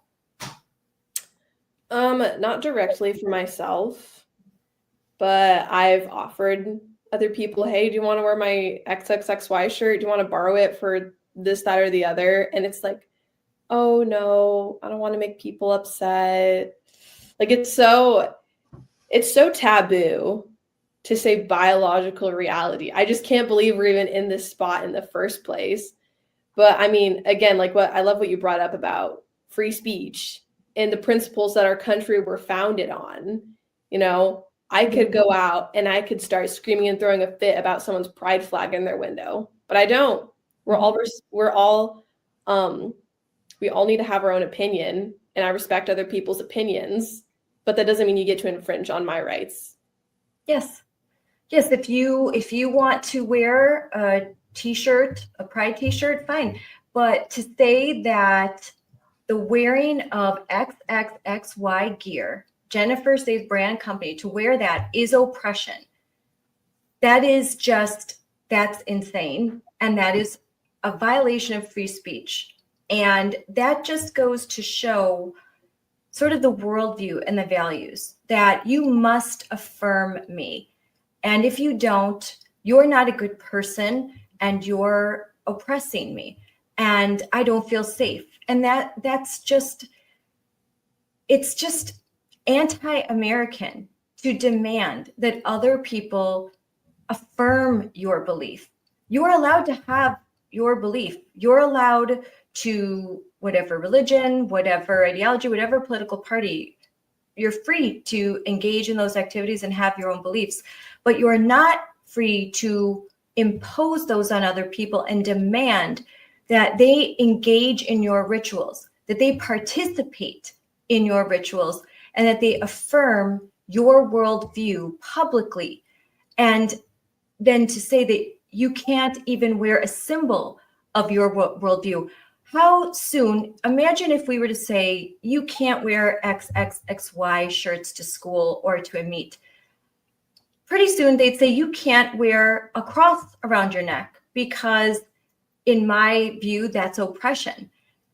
That wouldn't be very far from that. So I think we have to make sure that we keep standing up for free speech. These girls, you girls aren't making any statements. You're not trying to disparage.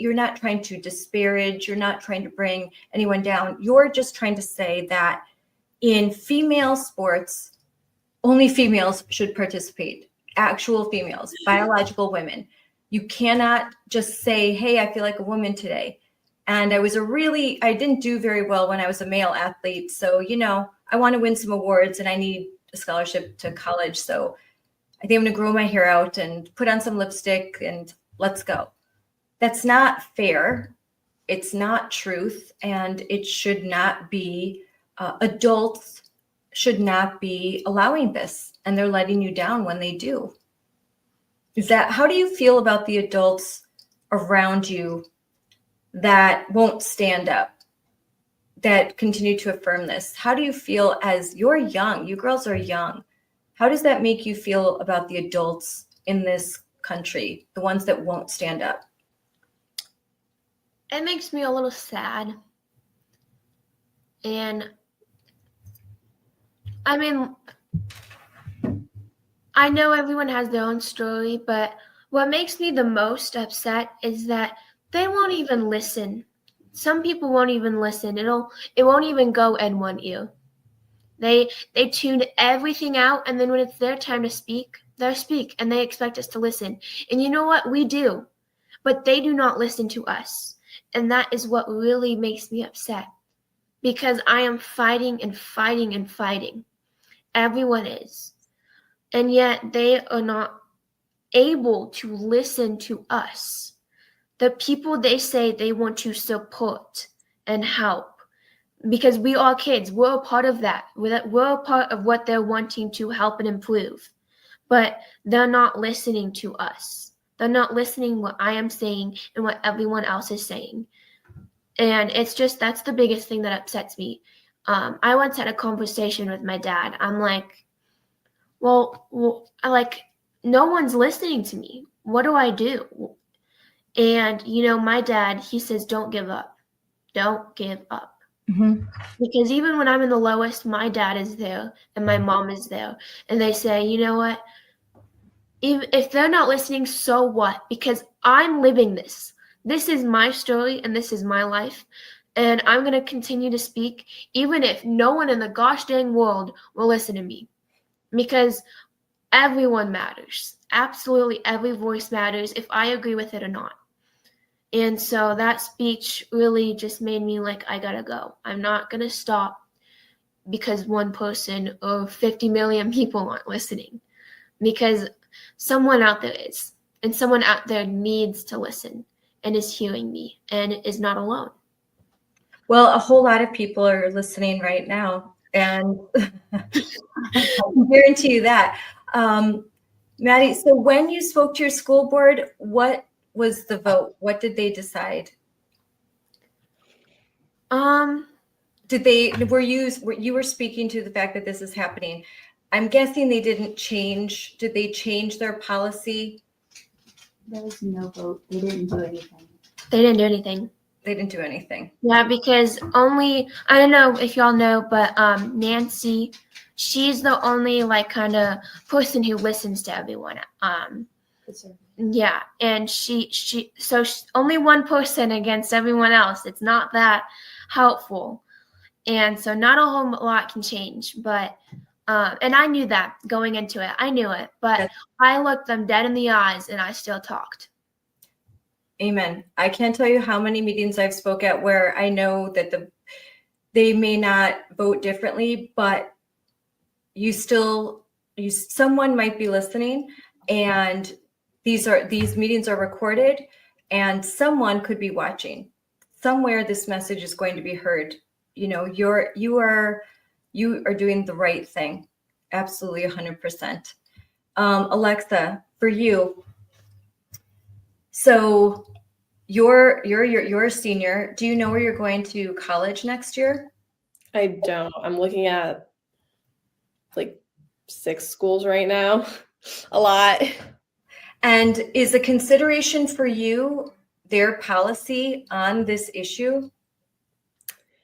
Yeah, at this point, obviously Riley Gaines is suing the NCAA over this issue. I know that the NAIA division has already said, no, you have to compete in your biological sex category, because we have to say that at this point. We can't just say gender.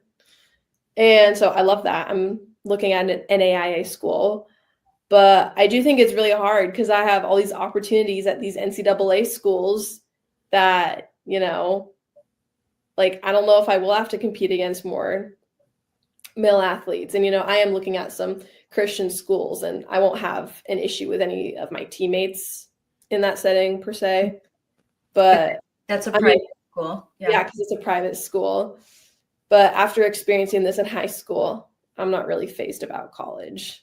It happened junior year, whatever, I can deal with it. Yes. Well, there is good news, because there are 2 Supreme Court cases that were granted certiorari, and both of these cases are dealing with sex-separated sports and whether or not that's a violation of the 14th Amendment Equal Protection Clause.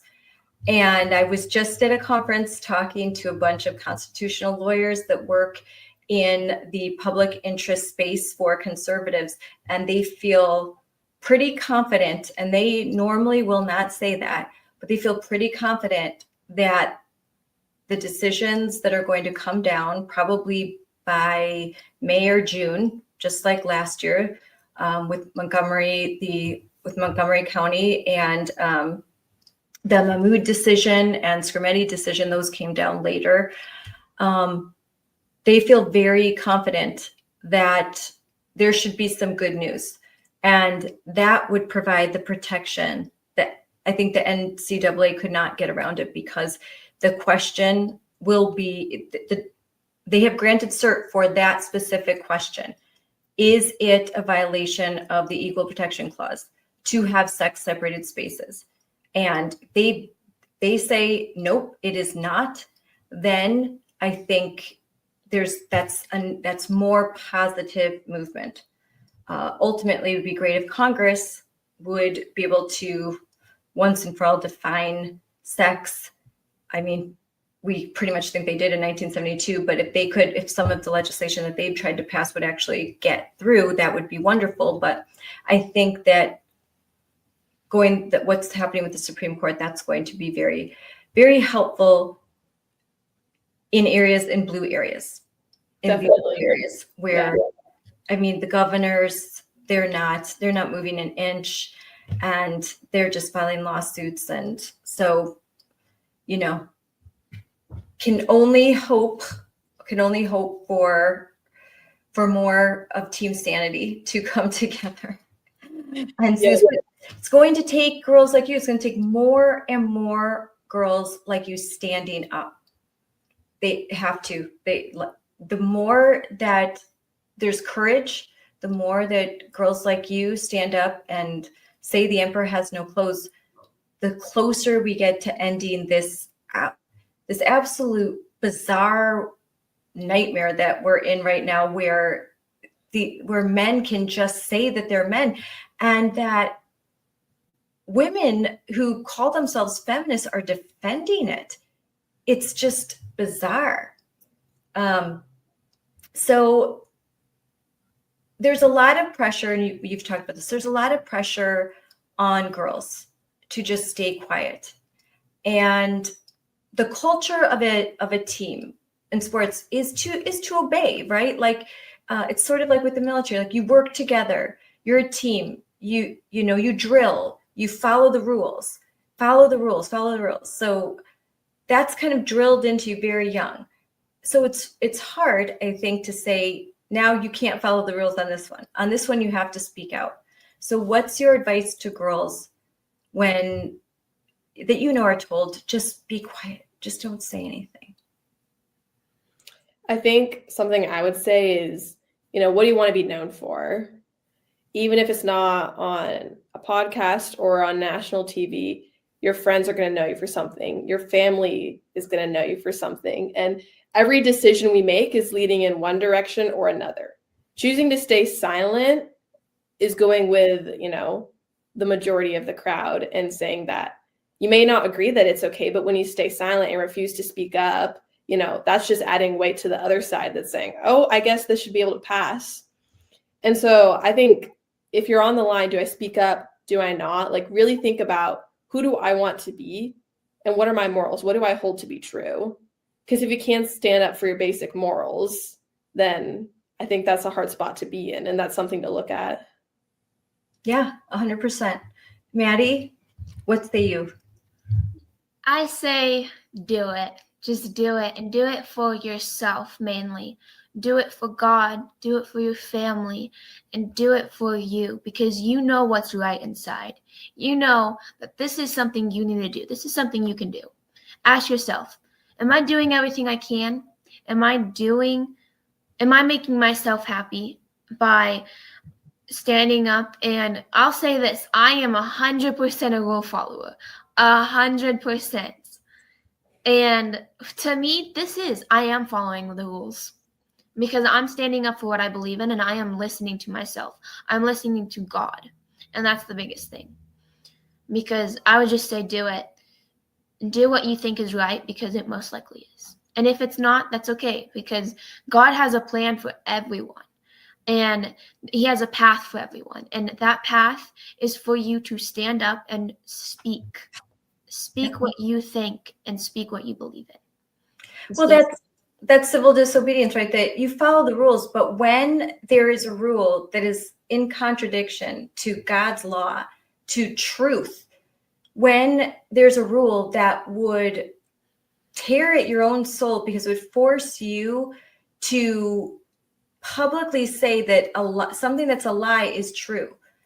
Jordan Peterson has said that when you put it out there, when you say that a lie and you put it out there, it tears at your soul. It does something to you. I think you lose a piece of yourself. But when in the face of all odds, you're able to speak a truth, even if everyone tells you don't do it and you still do it, I think you develop a superpower because you're still standing after. And everyone told you, you should never do that. Don't ever do that. You'll get canceled. You'll be ruined. And you do it. And you do it anyway. You do it because it's the right thing to do. And then you find out that not only are you not canceled, you have a whole support system. There's a whole, there's a whole group of people all over the country, all over the world that are reaching out to you saying, thank you for doing that. Thank you for being my voice. Thank you for inspiring me. And parents that are so grateful, like myself, so grateful that you're doing this because you're making it safer for our children. You're going to make it safer for Riley Gaines' daughter. When you do this, there's a better chance that her daughter will never have to do this. And so we are all so grateful. And it's magic, it's courage, and I think it's the match that starts the fire, So I'm very proud of you. I'm sure your parents are very proud of you too. What is your advice to parents of girls that, let's say that maybe they're in middle school, they're about to start high school sports, and they're worried that they're going to show up at a wrestling meet and their daughter's all ready to go, and what do you know? Or their daughter's about to start a track and field event, and there's someone from the opposing team, and they're worried, and they're wondering, what will I do if I'm in that situation? What's your advice? We'll start with you, Maddie, and then Sophia. I say, do what you think is right, again, and that. Do you think the parents should encourage their daughters to stand up for themselves? Yeah, I think that without my parents, I don't think I would be where I am right now and how confident I feel. Because when in my lowest, like I said earlier, they have built me right back up. They have been right by my side. Whenever I am upset or sad or hurt, they're right there cheering me on. So as parents, I say cheer them on and be their best supporter because that's what they need. Even though they're upset at you or being having an attitude, because I definitely got one. But they're right there by my side, and I am forever thankful for that because it is more than I could ever ask. Yeah, and you knew that they had your back. Like, you knew you wouldn't disappoint them if you said, I don't want to participate. They were there with you. They were going to have your back, and they were going to be by your side.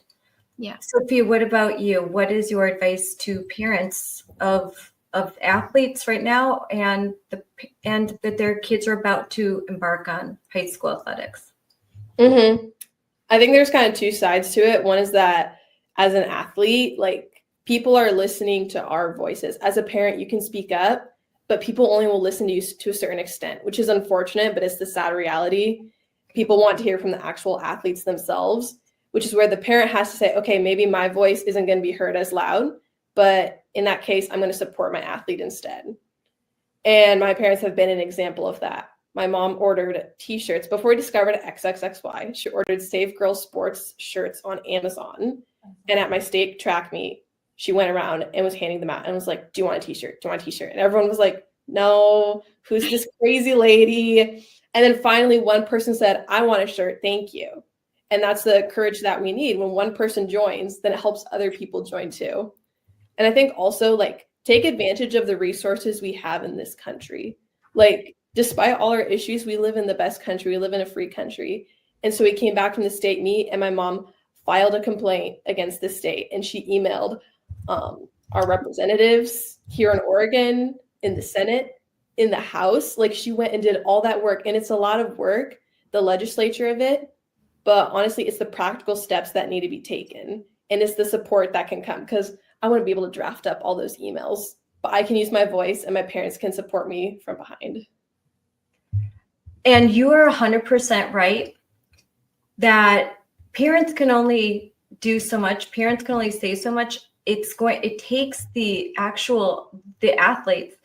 And as a parent, it's hard because you want to protect your child, but they are going to have to learn to use their voice sooner rather than later. And their voice will make a big difference. So I think parents, if you can just show your child by example, but be there to encourage them to stand up and speak out. Don't encourage them to hide. Don't encourage them to cower. Don't tell them, oh, no, let's just try and keep this secret, and maybe things will change. I think encourage them to be as strong as you both, and you will be doing them a service and your community. And I found, based on what I found a video that I want to play, and it's the A1 policy. So hold on, we're going to get this up in just a second. All right, I'm going to start this. Okay, I'll probably have to rewind it a little bit. Let's go. Who knows my daughter? She is not a crier. And she says, I don't know why I'm crying. And I said, I do, because it's wrong. I got to the meet and I saw my friend Maddie. And there's police greeting us at the entrance. And we were just talking about what we were going to do that day. And we didn't really know what this trans guy looked like. We only knew which school he was from. And he walked by right at that moment, and I just burst into tears because I just had a lot of emotions. Being a mom, having to watch your daughter cry when she's competing at something she loves is awful. I had a piece about not jumping that day, and I didn't know if any other girls were going to sit out with me, but I just didn't care. I just knew in my heart, and I'd been praying about it, that I shouldn't jump that day. I knew I wanted to stand up for what I believed in, and I knew that this was the best way to do it. And so I said, I'll join you, Reese. And I pulled out of the competition. I was going to scratch myself, and that ended up being what I did. We've put hours into this. We've put money and time into it. We've had hired one-on-one coaching for her. There are potential scholarships, coaches, schools that would maybe turn me away. Reese wants to compete in college, so she knew that moment was big as far as, could this take away an opportunity for her? Competition isn't bar to bar. I should be shooting for the best thing I can do that day, and having a boy there jumping would not allow me to do that, and it would be unfair. We felt like we had confirmed that we had raised some amazing girls, that they had their convictions, they were willing to stand by it. I do feel like most of the girls I talked to who were jumping were like, I totally support what you're doing. A bunch of my teammates came up to me and congratulated me, or just were in shock of what I had to do and what I chose to do. Afterwards, after the competition, after a few hours, I realized I was really upset I didn't get to compete. I was feeling really good that day. When you're competing against someone that is just naturally going to be better than you because of biology, that's just defeating and deflating, and it's unfair. I feel like I'm just very frustrated with people who aren't doing anything about it. If we allow this to happen now, I can only imagine when my 5-year-old is in high school what she is going to be faced with. It's the OSAA specifically that is forcing schools to abide by their rules and allowing boys to compete in women's sports. I think that's really cowardly that an association that's supposed to protect and uphold all athletes is allowing hundreds of girls to be affected at the expense of one boy's emotions. Another person that's been really supportive of the girls is Riley Gaines. We have seen failure after failure after failure, whether that's governorship in each state, whether that is the specific sport governing bodies, whether that again is the previous president, whether that is the judicial system. It has been so many failures where these young girls have to stand up for themselves in this way. Connecting us with AFPI and helping us just move forward with what we should do next. This is exactly why the American First Policy Institute brought this complaint to the Department of Education asking them to investigate the Department of Education in Oregon. So here, the law that was supposed to protect our girls, Title IX, is being weaponized against them. I'm mad at our state government that completely condones this. We need the leaders in the states to stand up and stop this in places like California and Oregon, where Sophia is. We're demanding that you actually do something about this. We're not gonna just stand and be quiet. We're not gonna say, oh, it's okay. It's not. It's not okay. API is reaching out, backing us up, giving us the names, the resources, everything that we need to actually make a difference in what we're seeing today and truly save women's sports. Wow. Wow. That's amazing. That's amazing. Wow, that gives me like goosebumps. So you had, in closing, we're getting towards, gosh, I could just keep talking.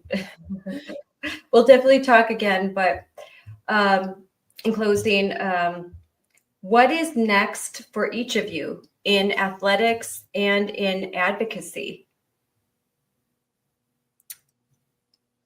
We'll start with Maddie.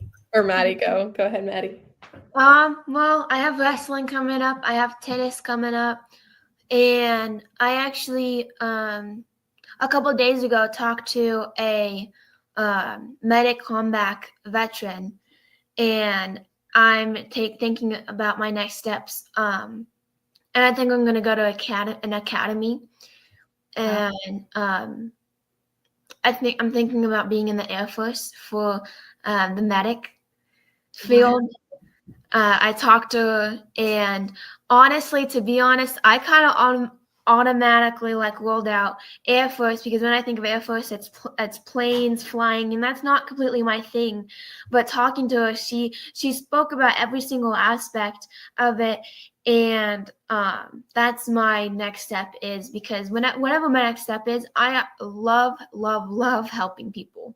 It makes me so happy, and I really think that this is something that I'm going to do. And so I think I'm going to go to an academy, and I'll be glad when I graduate high school. I'll have my degree in EMT, and I'll get my I want to go to maybe the Air Force Academy I'm thinking about, and I'll go there, and hopefully they'll have a women's wrestling team, and I can wrestle while I'm there on the learning and getting my medic your degree. So you want to serve, you want to help people. Well, my son just graduated medical school, and I have a daughter about to graduate nursing school. So I commend you. It's a huge commitment, and it's for people that want to live a life of service and helping people, and they love what they do. So if that's where your heart is, I'm sure you will love it well. And my son-in-law is in the Air Force too, and he likes it well. They have the best bases. The Air Force does have the nicest bases, I'll tell you that. My dad was a Marine. I'm a former Navy wife, so I've seen it all. The Air Force by far has the best bases, the nicest ones. So Sophia, what's next for you as far as in education and sports and in advocacy? Are you going to continue to, now that you've had a taste of this, like, do you want to continue to make advocacy a part of your life? Yeah. As for sports and education, as I've already said, I'm working on getting better at track so I can get recruited into college, talking to coaches. I want to study engineering. Wow. So I'm excited for that. It'll be hard, but I'm excited. I think it'll be so fun. Mm-hmm. As for advocacy, I've loved this. I've loved every second of it. I've gotten to meet so many cool people and have great opportunities through this. I forget the name of the case, but one of the cases you brought up that the Supreme Court is now working on, they added my testimony to that case from my lawsuit. Wow. And so that's encouraging to have that in the works right now. And I've also been working with Jennifer Say and XXXY. I just signed an NIL deal with them. And so that'll be helpful to help promote their products, but then also keep putting the message forward to fight for women's sports and equal rights. So the cases that will, so according to SCOTUS blog, breaking news, this is an hour ago. Oh. You will hear cases in January on transgender athletes, gun rights, and Trump's firing federal governor. So the cases, Little versus Hecox and West Virginia versus BPJ, the oral arguments will start on January 13th, 2026. We will definitely be listening to those live. Where there's challenges to the constitutionality of laws in Idaho and West Virginia that prohibit, they say, transgender women, I'm not men pretending to be women, from girls participating in a women and girls sports team. So this is it. This is these two are big cases, the oral arguments in January. So Sophia, you have arguments being submitted to the Supreme Court. Wow. That's huge. And we will be waiting on those decisions. Those are going to be really, really, really important. And then so you guys all better get ready because you'll be asked to go on TV again. Like you said, it ebbs and flows. Exactly. You'll all feel like you'll get all these requests like, come on to media. So I have one. If you all are interested in coming to Wisconsin, we would love to have you testify for the Saving Girls sports bills that we are trying to get passed here. So if you are interested in advocacy, I would love to have you guys fly out. We have Jennifer flying out in February. So I will let your parents know. And if you all want to come out and talk to our legislators, that would, and our people and our parents who would love to hear from you, the invitation is there because you ladies represent so well. You are so poised, so passionate. You're so inspiring, so young to be so smart. So like, I can't say enough great things. And your parents, I don't know them, but they have to be amazing because they've raised some really amazing young women. So I so appreciate you being on the show. You're speaking from your heart, and you touch my heart. So I know that you're touching the hearts of so many that are listening out there. So thank you so much for being on the show. Thank you, Scarlett. Yeah, thank you for inviting us. Yes. Great. This was my first podcast. Oh, your first podcast. Great. Well, when it airs, I'll let you know, and then we'll have it on YouTube so you can share it and all that good stuff, and we'll really promote this. So thank you, ladies, so much. And we will definitely talk again. I'm sure there's going to be some issues coming up. And the next time the Department of Education puts out a statement, I'll make sure I give you guys a call so you guys could comment on it.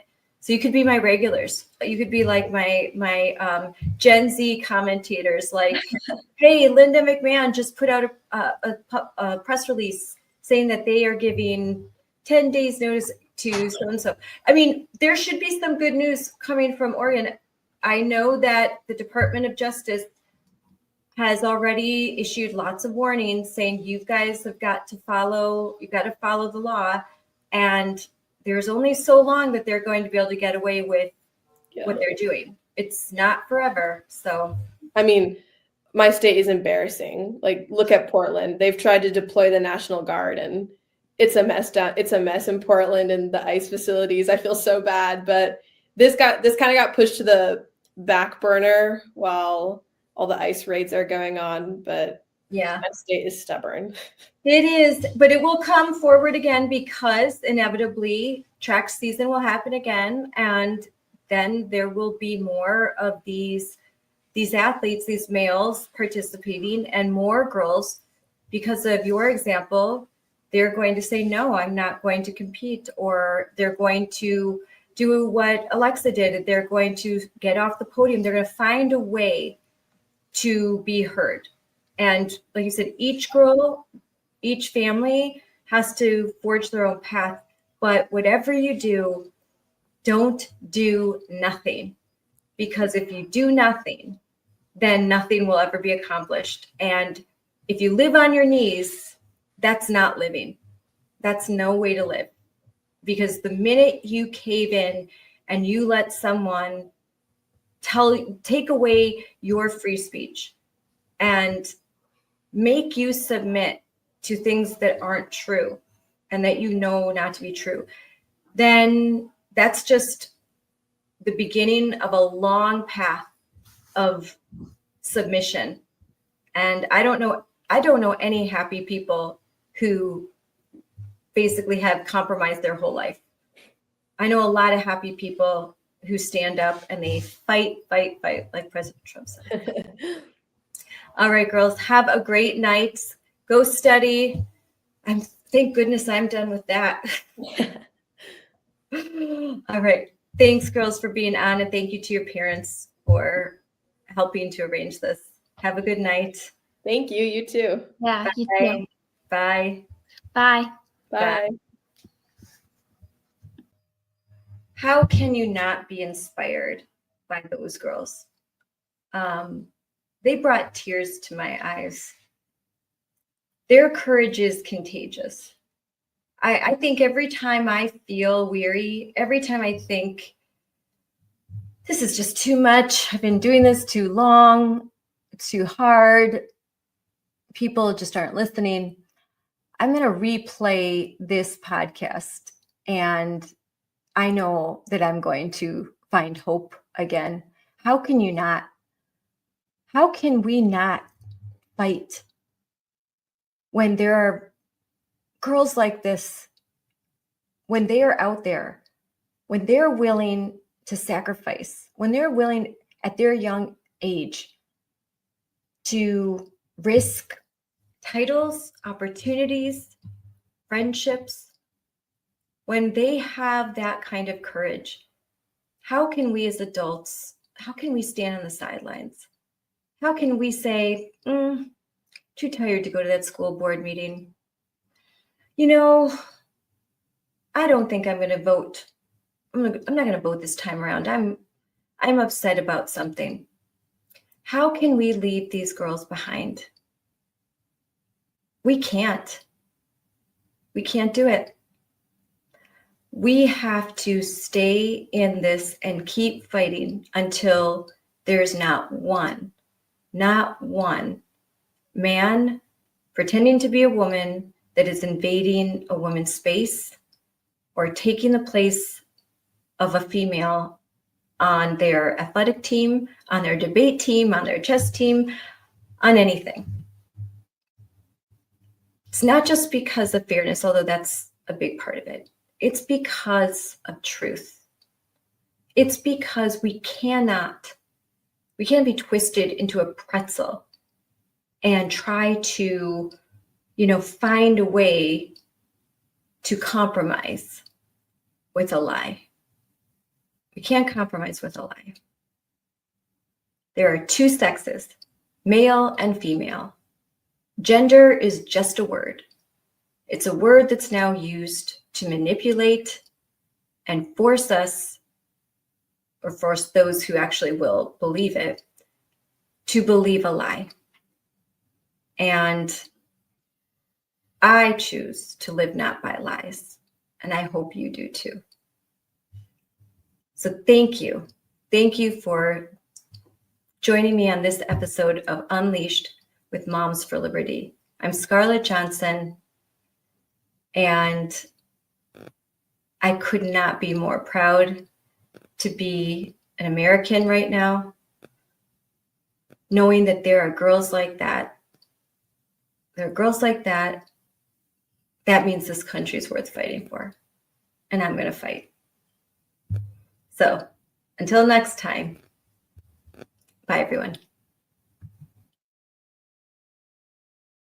Dear Nike. Dear Nike. Dear Nike. Why won't you stand up for me? Why won't you stand up for me? Why won't you? Why do you claim to support women and girls? Yet when we need you most, you remain silent. Today, males are claiming our identity. Our sports. Our spaces. Men and boys are stealing opportunities, medals, trophies, and our future. And it's not fair or just. In fact, it's often dangerous. Yet you refuse to use your platform to stand up. You say you're for social justice and progress. So why do you allow men's rights to come before ours? See, with a big platform comes an even bigger responsibility. You have a chance to do the right thing, not just do the easy thing. So we're asking you, Nike. So we're asking you, Nike. So we're asking you, Nike. As the biggest voice in all of sports. Will you stand up for me? Will you stand up for me? Will you stand up for me? Will you stand up for me? Will you? Will you? Will you just do it?